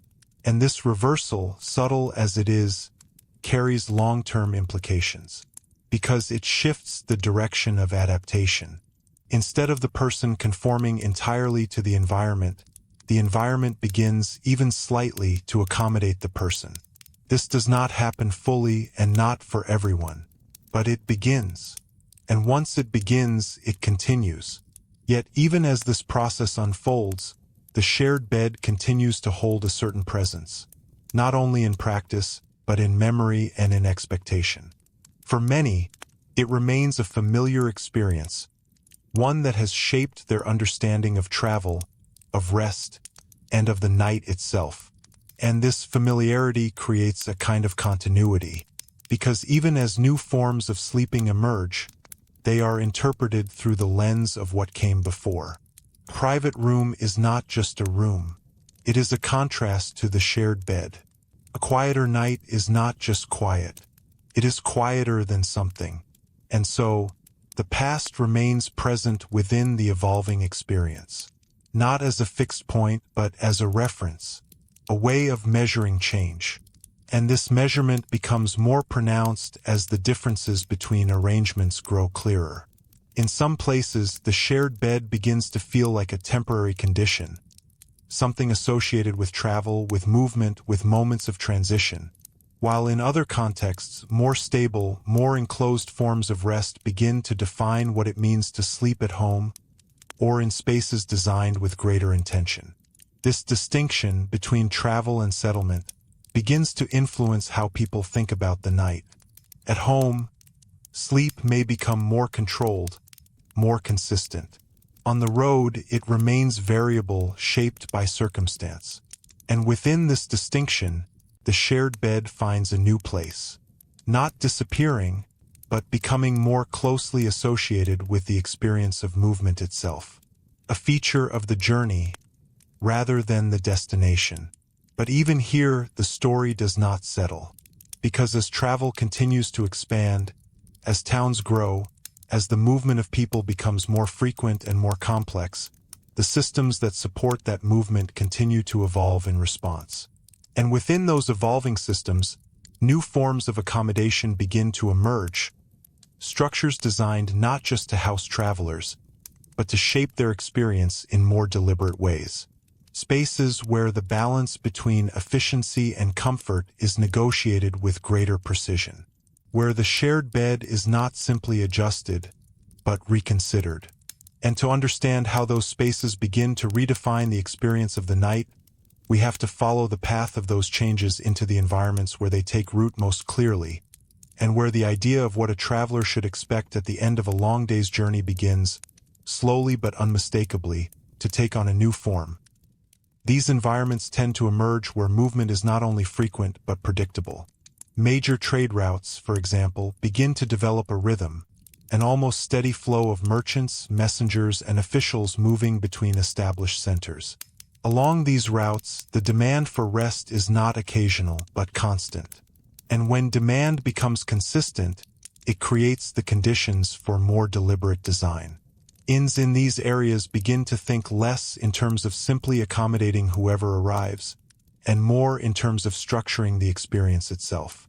This does not happen through sweeping change. Instead, it appears in small, intentional choices.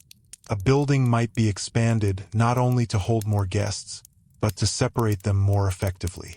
Additional chambers might be added, not enough for complete privacy for all, but enough to create variation within the space.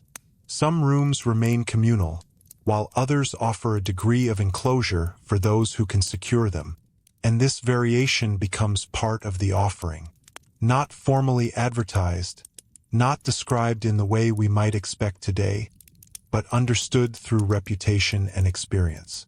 A traveler learns over time which inns offer which kinds of nights, which places are likely to be crowded, where beds are shared among many, which provide a quieter corner, a smaller room, or a more controlled arrangement. And this knowledge becomes part of the journey itself. Planning does not end with the route, it extends to the night. Where to stop, when to arrive, how much to spend, these decisions are shaped not only by distance, but by the expectation of rest. And in this way, the experience of sleep becomes integrated into the larger system of travel. No longer an afterthought, but a factor to be considered. At the same time, there is a gradual refinement in how space within these inns is managed. Instead of simply filling beds as people arrive, some innkeepers begin to group travelers more thoughtfully. Those traveling together may be placed in the same space. Individuals of similar background or purpose might be arranged in closer proximity, reducing the unpredictability that comes with complete mixing. This does not eliminate discomfort, but it introduces a degree of order. And order, even when subtle, has an effect on how the night unfolds. Fewer unexpected movements, slightly more predictable rhythms. A sense, however faint, that the space is not entirely random. This, in turn, makes the shared bed more manageable. Not comfortable in a modern sense, but more stable. And stability in a setting defined by uncertainty becomes a form of value. But even as these refinements take hold, another influence begins to shape the experience. One that is less about physical structure and more about time. Because as towns grow and trade expands, the length of stay for some travelers begins to change. Not everyone arrives for a single night and moves on. Merchants may remain for several days, waiting for goods, negotiating exchanges, or preparing for the next stage of their journey. Messengers may pause longer than expected. Artisans may travel between projects, staying where work is available. And when a stay extends beyond a single night, the expectations surrounding rest begin to shift again. Sharing a bed with strangers for one night can be endured. Sharing it repeatedly over several nights begins to feel different. The discomfort, once temporary, becomes sustained. And this sustained experience creates a stronger desire for separation. Even a small degree of privacy becomes more valuable when it can be maintained over time. In response, some inns begin to accommodate longer stays differently. A traveler who remains for several nights might be offered a more stable arrangement, a consistent place in the same bed, or, if possible, a less crowded space. Not necessarily out of generosity, but because consistency benefits both the guest and the innkeeper. For many, it remains a familiar experience, one that has shaped their understanding of travel, of rest, and of the night itself. And this familiarity creates a kind of continuity, because even as new forms of sleeping emerge, they are interpreted through the lens of what came before. Private room is not just a room. It is a contrast to the shared bed. A quieter night is not just quiet. It is quieter than something. And so, the past remains present within the evolving experience. Not as a fixed point, but as a reference, a way of measuring change. And this measurement becomes more pronounced as the differences between arrangements grow clearer. In some places, the shared bed begins to feel like a temporary condition, something associated with travel, with movement, with moments of transition. While in other contexts, more stable, more enclosed forms of rest begin to define what it means to sleep at home or in spaces designed with greater intention. This distinction between travel and settlement begins to influence how people think about the night. At home, sleep may become more controlled, more consistent. On the road, it remains variable, shaped by circumstance. And within this distinction, the shared bed finds a new place, not disappearing, but becoming more closely associated with the experience of movement itself, a feature of the journey rather than the destination.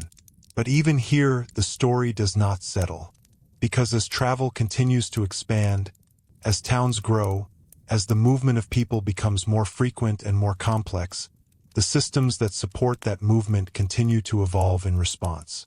And within those evolving systems, new forms of accommodation begin to emerge, structures designed not just to house travelers, but to shape their experience in more deliberate ways.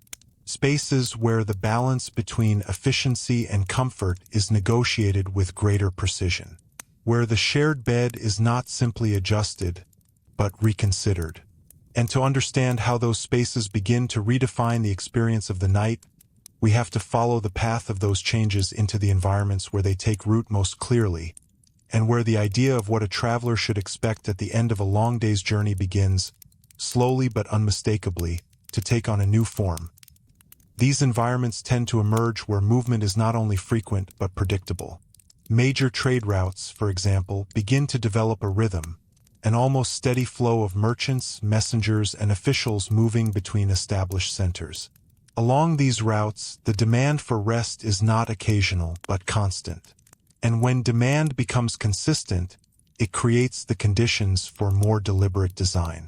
Inns in these areas begin to think less in terms of simply accommodating whoever arrives, and more in terms of structuring the experience itself.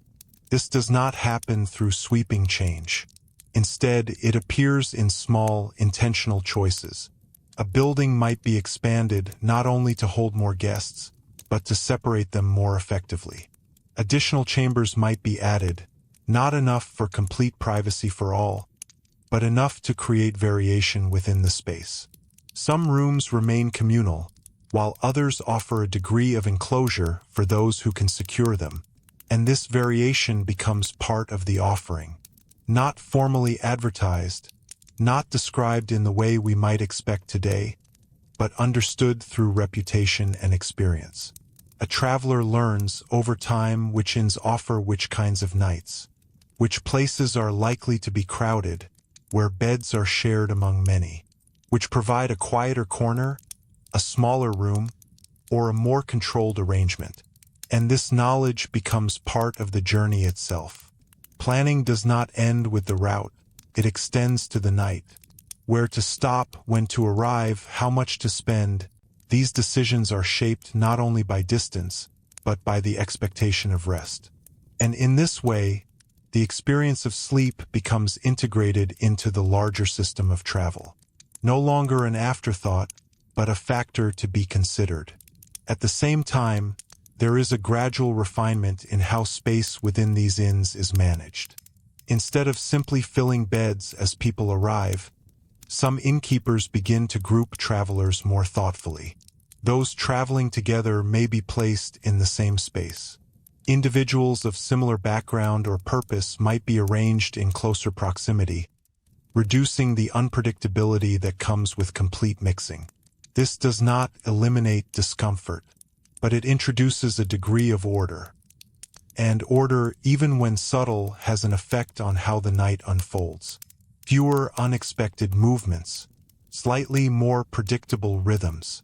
A sense, however faint, that the space is not entirely random.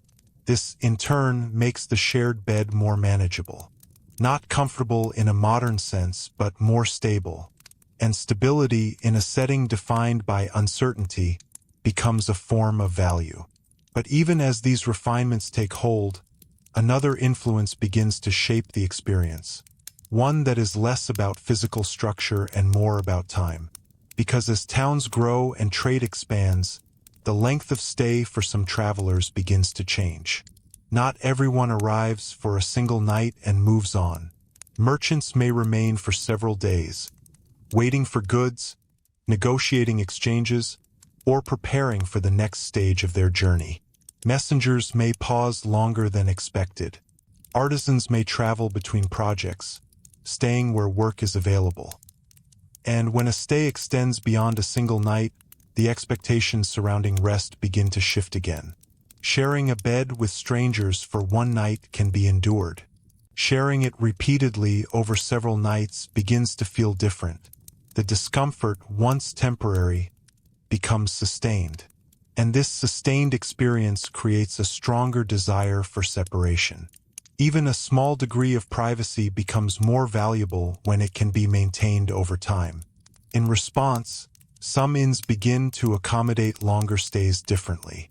A traveler who remains for several nights might be offered a more stable arrangement, a consistent place in the same bed, or, if possible, a less crowded space. Not necessarily out of generosity, but because consistency benefits both the guest and the innkeeper. A settled guest is easier to manage. Their presence becomes predictable, and predictability once again introduces order. But this also leads to another subtle development, because as certain individuals begin to occupy the same space over multiple nights, the nature of sharing changes. A bed that is shared among strangers one night may, over time, be shared among familiar faces. Not close companions, not necessarily friends, but individuals who recognize one another, who understand each other's habits, who have already navigated the initial uncertainty of proximity. And this familiarity alters the experience. The night becomes less about adjustment and more about routine. Movements are anticipated. Sounds are recognized. The space, while still shared, becomes more stable. And in this stability, the discomfort shifts. It does not disappear, but it becomes easier to manage. Yet even as this adaptation occurs, it exists alongside the continuing movement of new arrivals. A stable group may be joined by someone unfamiliar. A quiet pattern may be interrupted. And once again, the system must adjust. This constant interplay between stability and disruption, between familiarity and novelty, defines the experience of shared sleeping in these evolving environments. And it reveals something important about the nature of the change itself. Because the shift toward more private, more controlled sleeping arrangements does not eliminate the need for adaptation. It simply changes the conditions under which adaptation takes place. In a fully shared environment, adaptation is constant and immediate. In a more structured environment, it becomes more intermittent, triggered by specific moments, rather than sustained throughout the night. But it never disappears entirely. And this continuity reminds us that even as the physical structures evolve, the human experience remains grounded in the same basic realities. The need for rest, the presence of others, the negotiation between comfort and necessity. What changes is not the existence of these elements, but their balance. And as that balance continues to shift, it begins to influence not only the experience of travel, but the broader understanding of what it means to inhabit space. Because once the idea of controlled, personal space becomes more visible, once it is experienced even briefly, it begins to extend beyond the bed, into how rooms are arranged, into how households are structured, into how individuals think about their place within the environments they occupy. The bed, in this sense, becomes a starting point, a place where change is first felt, before it spreads outward into other aspects of life. And as this process continues, it carries the story forward into a period where the expectations of rest, of space, and of the night itself begin to take on forms that feel increasingly familiar, even if they are still, at this stage, uneven, incomplete, and very much in the process of becoming something new. What becomes clearer in this next stage is that the transformation is no longer confined to physical arrangements or even to individual preference. It begins to take on a cultural dimension. Because once a way of living starts to feel different, people begin quietly to talk about it.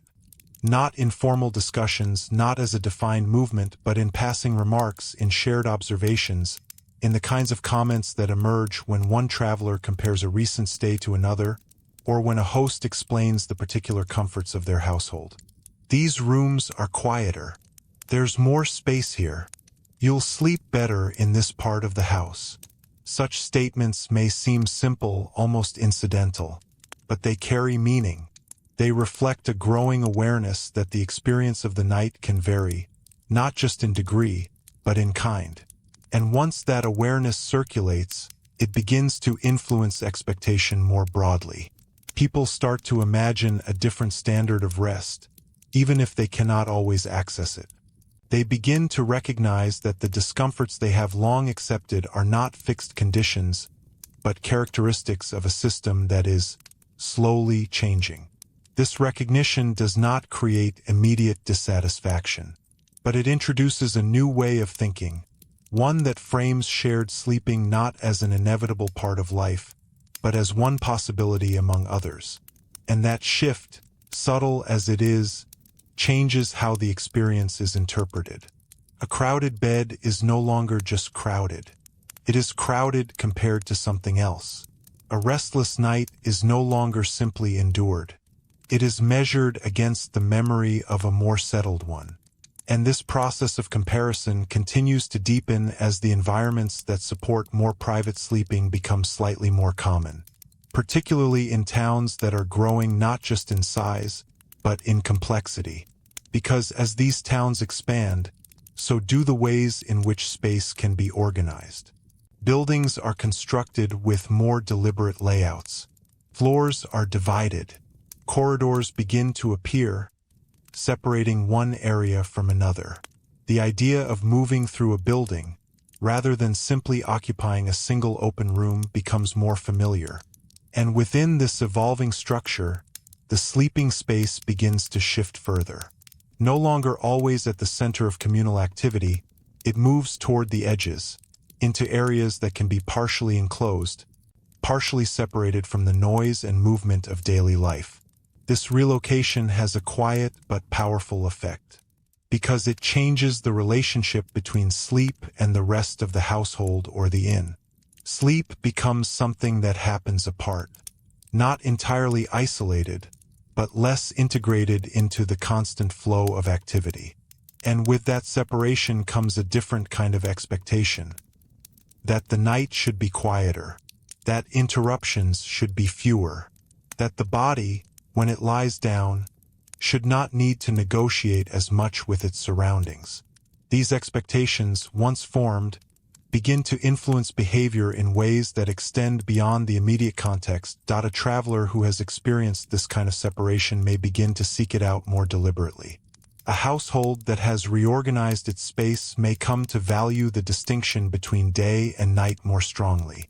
And over time, these individual choices contribute to a broader pattern. One in which the shared bed, while still present, begins to lose some of its centrality. Not because it is rejected outright, but because it is gradually replaced in the places where replacement is possible. But even as this pattern becomes more visible, it remains uneven.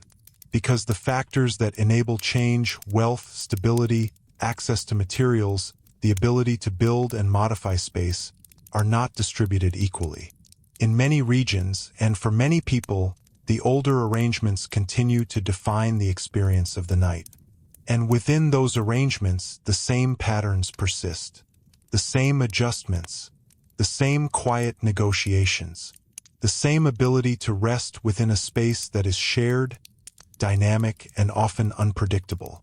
This coexistence of old and new creates a kind of layered reality, one in which different experiences of sleep exist side by side, sometimes within the same town, sometimes even within the same building.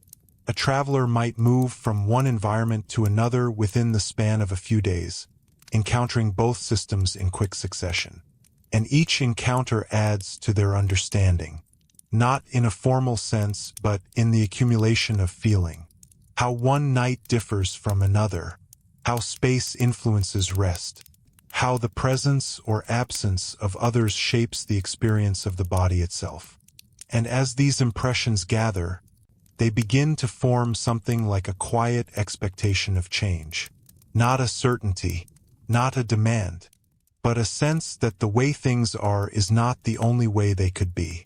And that sense carries forward, because it does not depend on immediate transformation. It exists even in environments where the shared bed remains the norm. It lives in memory, in comparison, in the small adjustments people make when given the opportunity. And in this way, the transformation continues not as a single event, but as a gradual reorientation of how people think about rest. But there is another dimension to this process, one that becomes more apparent as we look beyond the physical and into the symbolic. Because as the shared bed begins to shift in meaning, it also begins to take on a different place in how people understand social closeness. Earlier, proximity was largely practical.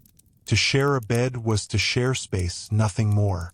But as separation becomes possible, proximity becomes more noticeable, more defined, and in some cases more meaningful. To choose or be required, to share a bed when alternatives exist can begin to carry implications. About relationship, about trust, about circumstance.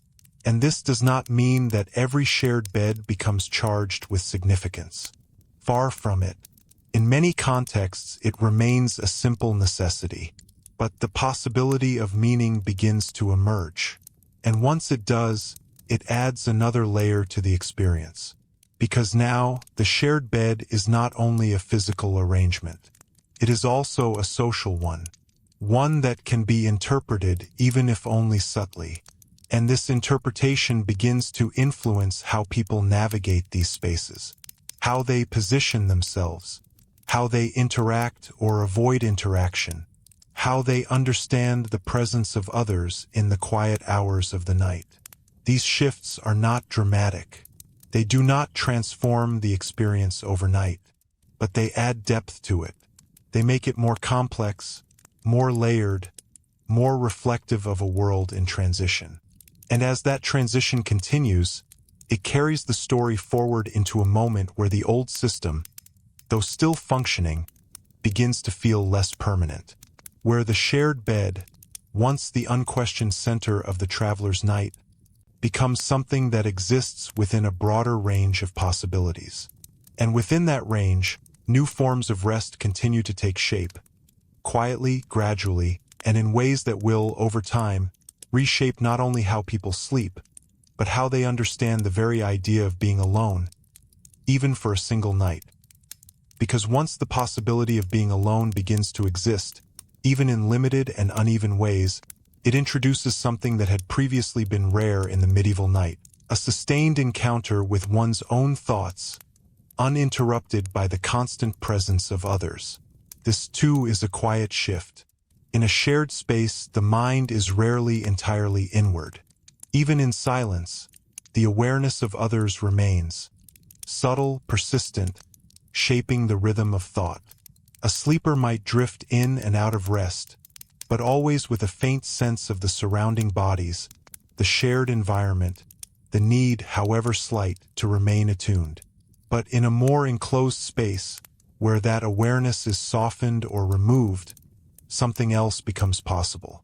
A different kind of stillness, not just the absence of noise, but the absence of immediate social presence. And in that stillness, the experience of the night begins to change. A person lying alone in a bed, within a space that feels even partially their own, may begin to notice the passage of time differently.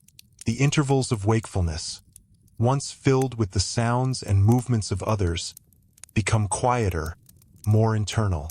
Thoughts linger longer. Memories surface more easily. The mind, no longer adjusting constantly to external stimuli, begins to settle into its own patterns. This is not necessarily more comfortable. For some, the absence of others may feel unfamiliar, even unsettling at first. The quiet may seem too complete, the lack of movement too still.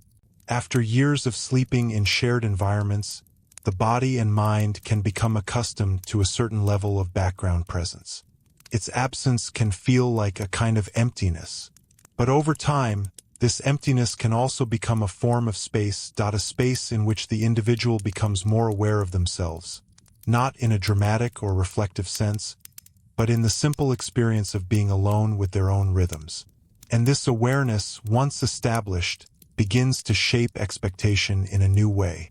Because now, rest is not only about the body, it is also about the mind. The ability to settle, to remain undisturbed, to exist for a time without the need to respond to others. These become part of what a good night might mean. And as this understanding grows, it begins to influence how people think about the value of separation. Not just as a physical condition, but as an experience. Something that can be sought when possible. Something that, once known, becomes difficult to forget.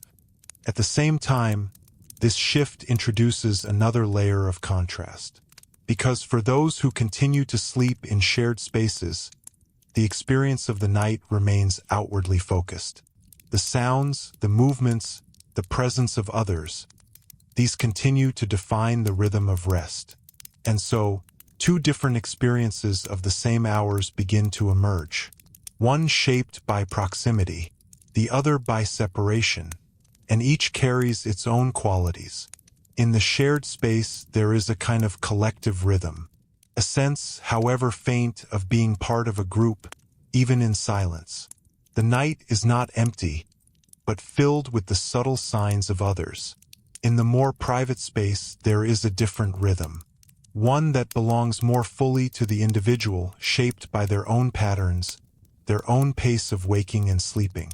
Neither is inherently better in every sense, but they are different, and difference, once recognized, becomes meaningful, creates preference, it shapes desire, and it begins to influence the direction of change.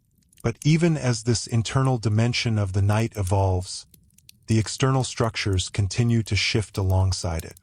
Because the demand for more controlled, more predictable rest does not go unnoticed. In certain places, particularly where trade and travel intersect with growing wealth, the design of inns begins to reflect this demand more clearly. Rooms become more defined. Doors, where they exist, are used not only to separate space but to control access. The idea that a sleeping area can be closed off, not just visually but physically, introduces a new level of distinction. Inside and outside, occupied and unoccupied, shared and private.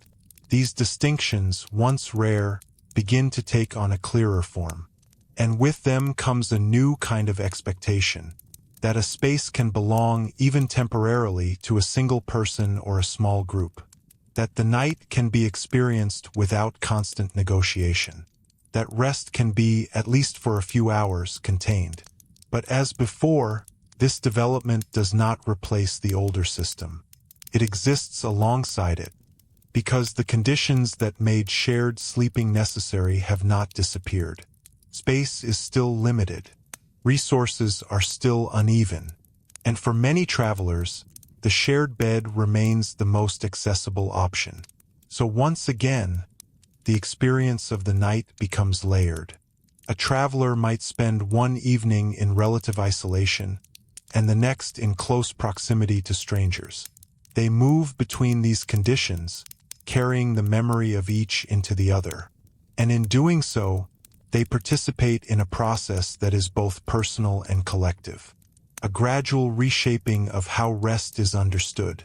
But perhaps one of the most revealing aspects of this process is how it affects the meaning of trust. Because in a shared bed, trust is often implicit. You lie beside strangers not because you fully trust them, but because the situation requires it. The risk is accepted as part of the arrangement. The proximity is managed through habit, through awareness, through small precautions. But in a more private space, trust takes on a different form. It is no longer about the person beside you. It is about the space itself, the door that closes, the walls that separate, the sense that, for a time, you are not exposed in the same way. This shift from interpersonal trust to environmental trust is subtle but significant. It changes how safety is experienced, not as something negotiated with others, but as something provided by the structure of the space. And once that form of safety is known, it begins to shape expectation. A traveler may begin to value not only the absence of others, but the presence of boundaries. A sense that the space they occupy can be controlled, even if only temporarily. And this, in turn, influences how they move through the world, which places they seek, which environments they prefer, which conditions they are willing to accept, and which they begin to avoid when possible. These decisions, repeated across many individuals, begin to influence the broader system, because they create patterns, patterns of demand, patterns of preference, patterns that, over time, guide the development of the spaces themselves. And so, the story continues to move forward, not through sudden transformation, but through the steady accumulation of small changes. Changes in structure, changes in perception, changes in the quiet expectations that shape how people experience the night. And as these changes gather, they bring us closer to a moment where the shared bed, though still present, begins to feel like something that belongs more clearly to a particular time, a particular set of conditions. A practice that persists but no longer defines the whole. Yet even as that moment approaches, the shared bed remains woven into the fabric of travel. Still encountered, still used, still shaping the experience of those who move through spaces where the older patterns endure. And it is within that persistence, within the continued coexistence of old and new, that the next stage of this transformation begins to unfold, not only in how people sleep, but in how entire environments are designed to accommodate the growing expectation that the night, in all its quiet complexity, can be shaped, at least in part, by the individual who enters it. What follows from that realization is not an immediate redesign of the world, but a gradual rebalancing of priorities, one that becomes especially visible in how spaces are planned, not just used. Because once the night is understood as something that can be shaped, even modestly, the environments that contain it begin to reflect that intention more clearly. Inns, particularly those positioned along reliable routes, start to exhibit signs of this shift in more deliberate ways. The entrance remains the same, a threshold between road and shelter, but beyond it, the internal logic of the space begins to change. Instead of a single dominant room, there are now layers. A central space where activity gathers. Eating, conversation, the tending of fire, and beyond it, quieter areas where movement is reduced. The transition between these areas may be marked only by a change in flooring, a narrowing of passage, or the presence of a door that can be drawn closed. But the effect is noticeable, creates distance, not absolute separation, but a gradation, a movement from shared to less shared, from open to more contained. And within that gradation, the experience of the night becomes more varied. A traveler might still pass through the noise of the main room, still encounter the familiar signs of communal life. But when they move toward their place of rest, the environment begins, however slightly, to change around them. Sounds become more muted. Movement becomes less frequent. The sense of being observed or of observing others begins to fade. These changes do not require full isolation to be meaningful. Even a small reduction in exposure can alter how the body and mind respond to the space. And over time, these incremental adjustments begin to define what people expect when they think of a place to sleep. Not complete privacy, perhaps, but a progression toward it. A sense that the night should involve some degree of withdrawal from the shared world, even if that withdrawal is partial. At the same time, the management of these spaces becomes more intentional. An innkeeper is no longer simply filling beds, but guiding the flow of people through different levels of the environment. Those who arrive late may still find themselves in the more crowded areas, where space is limited and sharing remains dense. But those who arrive earlier, or who have established some familiarity with the place, may be directed toward quieter corners, toward beds with fewer occupants, toward spaces that offer a slightly more controlled experience. These distinctions are rarely formalized. They emerge through practice, through repetition, through the quiet accumulation of decisions that reflect both the needs of the guests and the possibilities of the space. And they introduce a new kind of navigation for the traveler. Because now the night is not simply endured. It is negotiated, not only in the moment of lying down, but in the choices that lead up to it, when to arrive, where to stay, how to position oneself within the environment. This negotiation does not remove uncertainty, but it gives the traveler a slightly greater role in shaping their experience. And that role, once established, begins to expand, because it encourages attention. A traveler becomes more aware of the qualities of different places, which inns feel more ordered, which spaces allow for easier rest, which arrangements seem to reduce the unpredictability of the night. These observations, once internalized, influence future decisions. And as they spread through quiet recommendation, through repeated patterns, they begin to guide the development of the system itself. But even as this process unfolds, there remains a fundamental continuity that anchors the experience. Because no matter how the spaces evolve, the night still brings the same basic conditions: darkness, fatigue, the need to rest within the limits of what is available. And within those limits, the shared bed continues to appear, not as a relic, but as a working part of the system.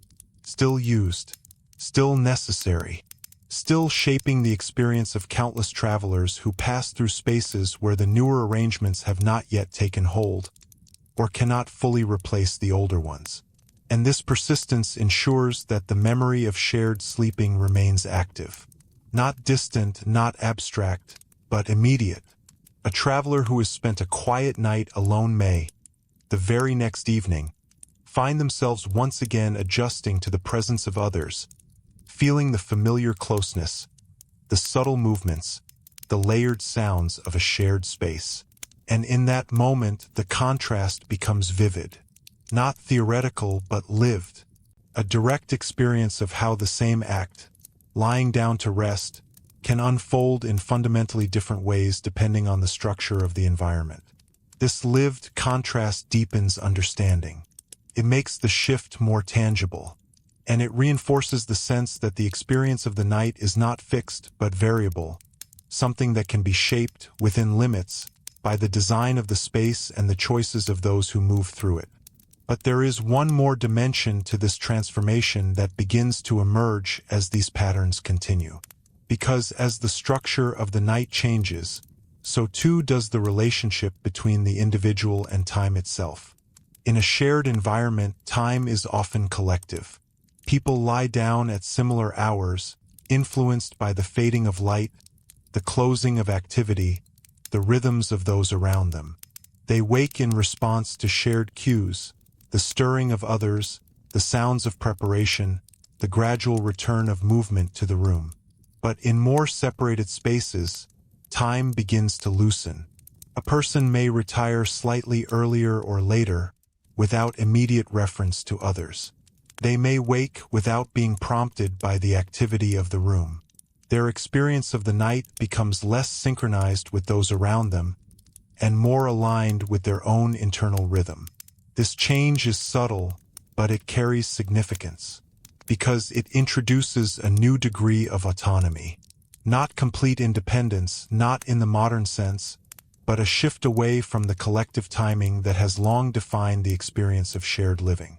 And as this autonomy grows, it begins to influence how people think about the night. Not just as a period to be endured together, but as a span of time that can belong, at least in part, to the individual. And this idea, once it takes hold, extends beyond the bed. It influences how people imagine space, how they design it, how they move through it. Because if time can be experienced individually, then space must support that experience. And so the development continues, not in a straight line, but in a steady progression of adjustments, each one small, each one grounded in the realities of the world, each one contributing to a gradual redefinition of what it means to rest.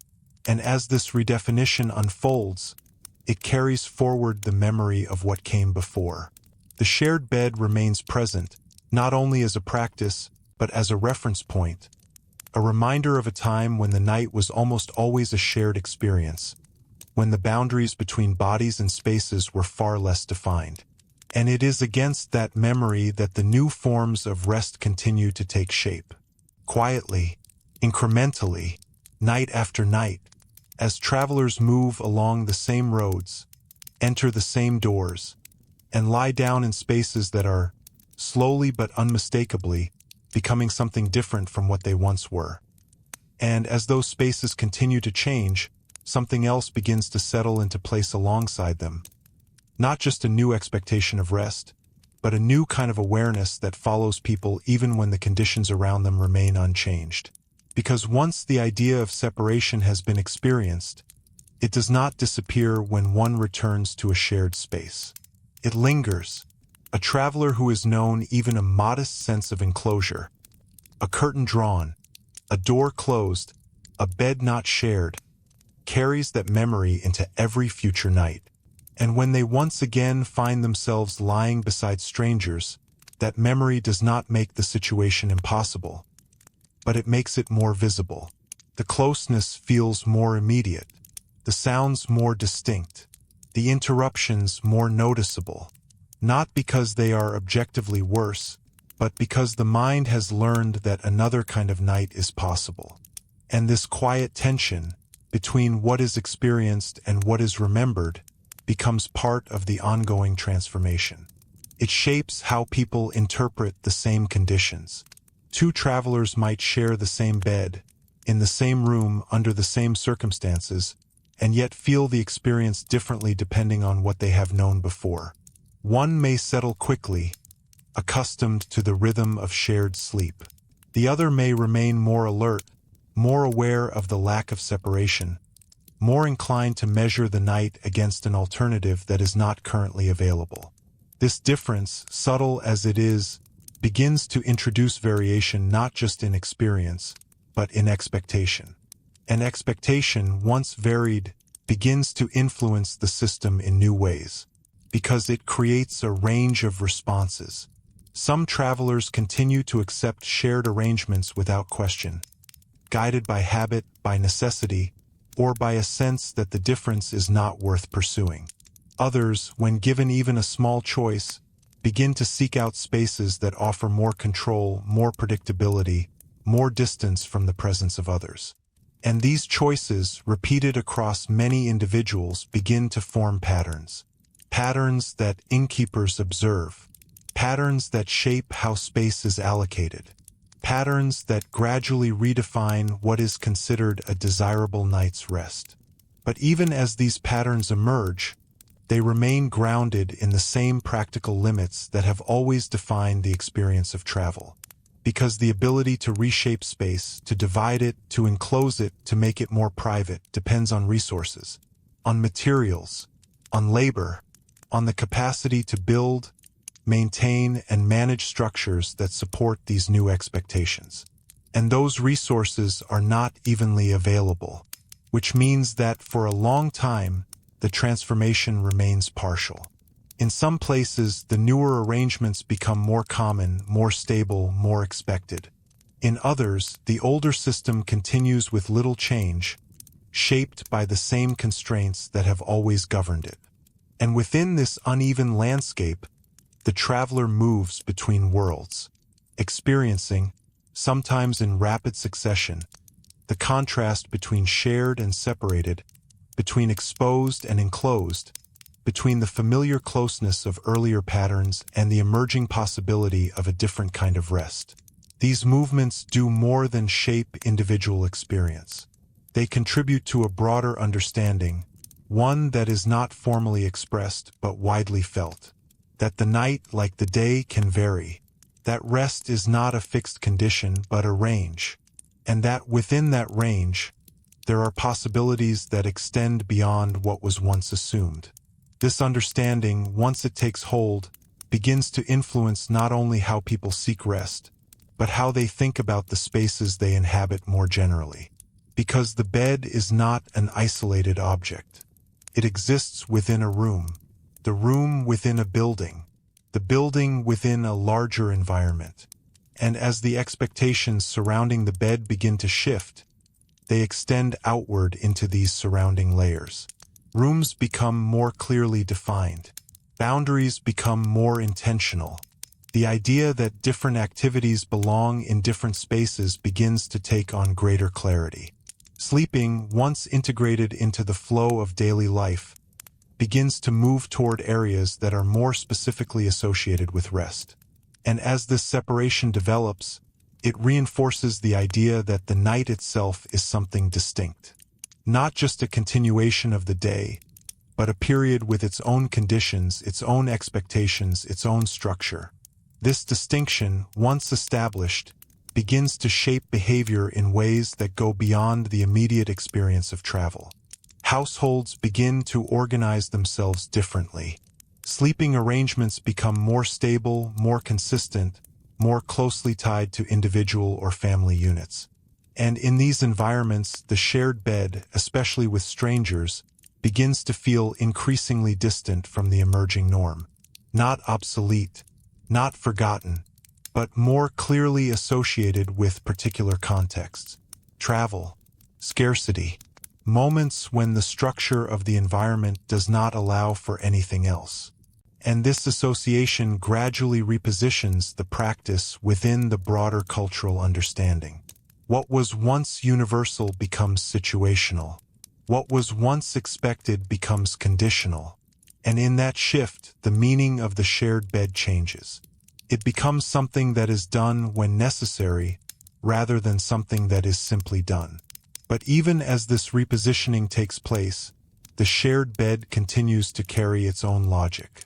Because in the contexts where it remains, it still serves its purpose effectively. It allows people to rest when space is limited. It makes efficient use of resources. It supports the movement of travelers across distances that would otherwise be more difficult to navigate. And in these ways, it remains a practical solution, one that persists not because it is ideal but because it works. This persistence ensures that the experience continues to shape those who encounter it. A traveler who has grown accustomed to more private arrangements may still find themselves, at times, returning to the shared bed, relearning, in those moments, the older patterns of adjustment, of awareness, of quiet negotiation. And this return is not necessarily a regression. It is a reminder, a connection to the conditions that made earlier forms of rest necessary. a re-engagement with a system that, though changing, has not entirely disappeared. And in this ongoing interplay between past and present, the story continues to move forward, because each night, each space, each arrangement contributes to the larger pattern. A pattern defined not by a single form, but by the gradual movement between forms, between shared and separate, between collective and individual, between the necessity of proximity and the emerging possibility of distance. And as this movement continues, it carries with it the quiet accumulation of change that is not always visible in any single moment, but becomes clearer when viewed across time. A shift in how people rest, a shift in how they understand space, a shift in how they experience the night itself. And within that shift, the shared bed remains, still present, still functioning, still part of the lived reality of many, yet increasingly situated within a world that is beginning, slowly and unevenly, to imagine something else, something quieter, something more contained, something that, for the first time in a long while, allows the individual to lie down not beside strangers, but within a space that feels, even if only for a few hours, entirely their own. And it is at this point, where that possibility begins to feel less like an exception and more like a direction, that the next stage of the story begins to take shape, carrying the evolution of the medieval night into a form that will continue to develop long after the shared bed has ceased to be its defining feature. And it is at this point, where that possibility begins to feel less like an exception and more like a direction, that the next stage of the story begins to take shape, carrying the evolution of the medieval night into a form that will continue to develop long after the shared bed has ceased to be its defining feature. But even as that future begins to unfold, it's worth pausing for a moment with what has come before, because the shared bed, as unfamiliar as it may feel now, was not a strange or careless habit. It was a solution, one shaped by limited space, by the realities of travel, by the structure of homes, and by a world where privacy was not yet a central expectation. People did not share beds with strangers because they were indifferent to comfort. They did so because comfort meant something different. It meant warmth in the cold, a place off the ground, a chance to rest, even imperfectly, after a long day of movement or labor.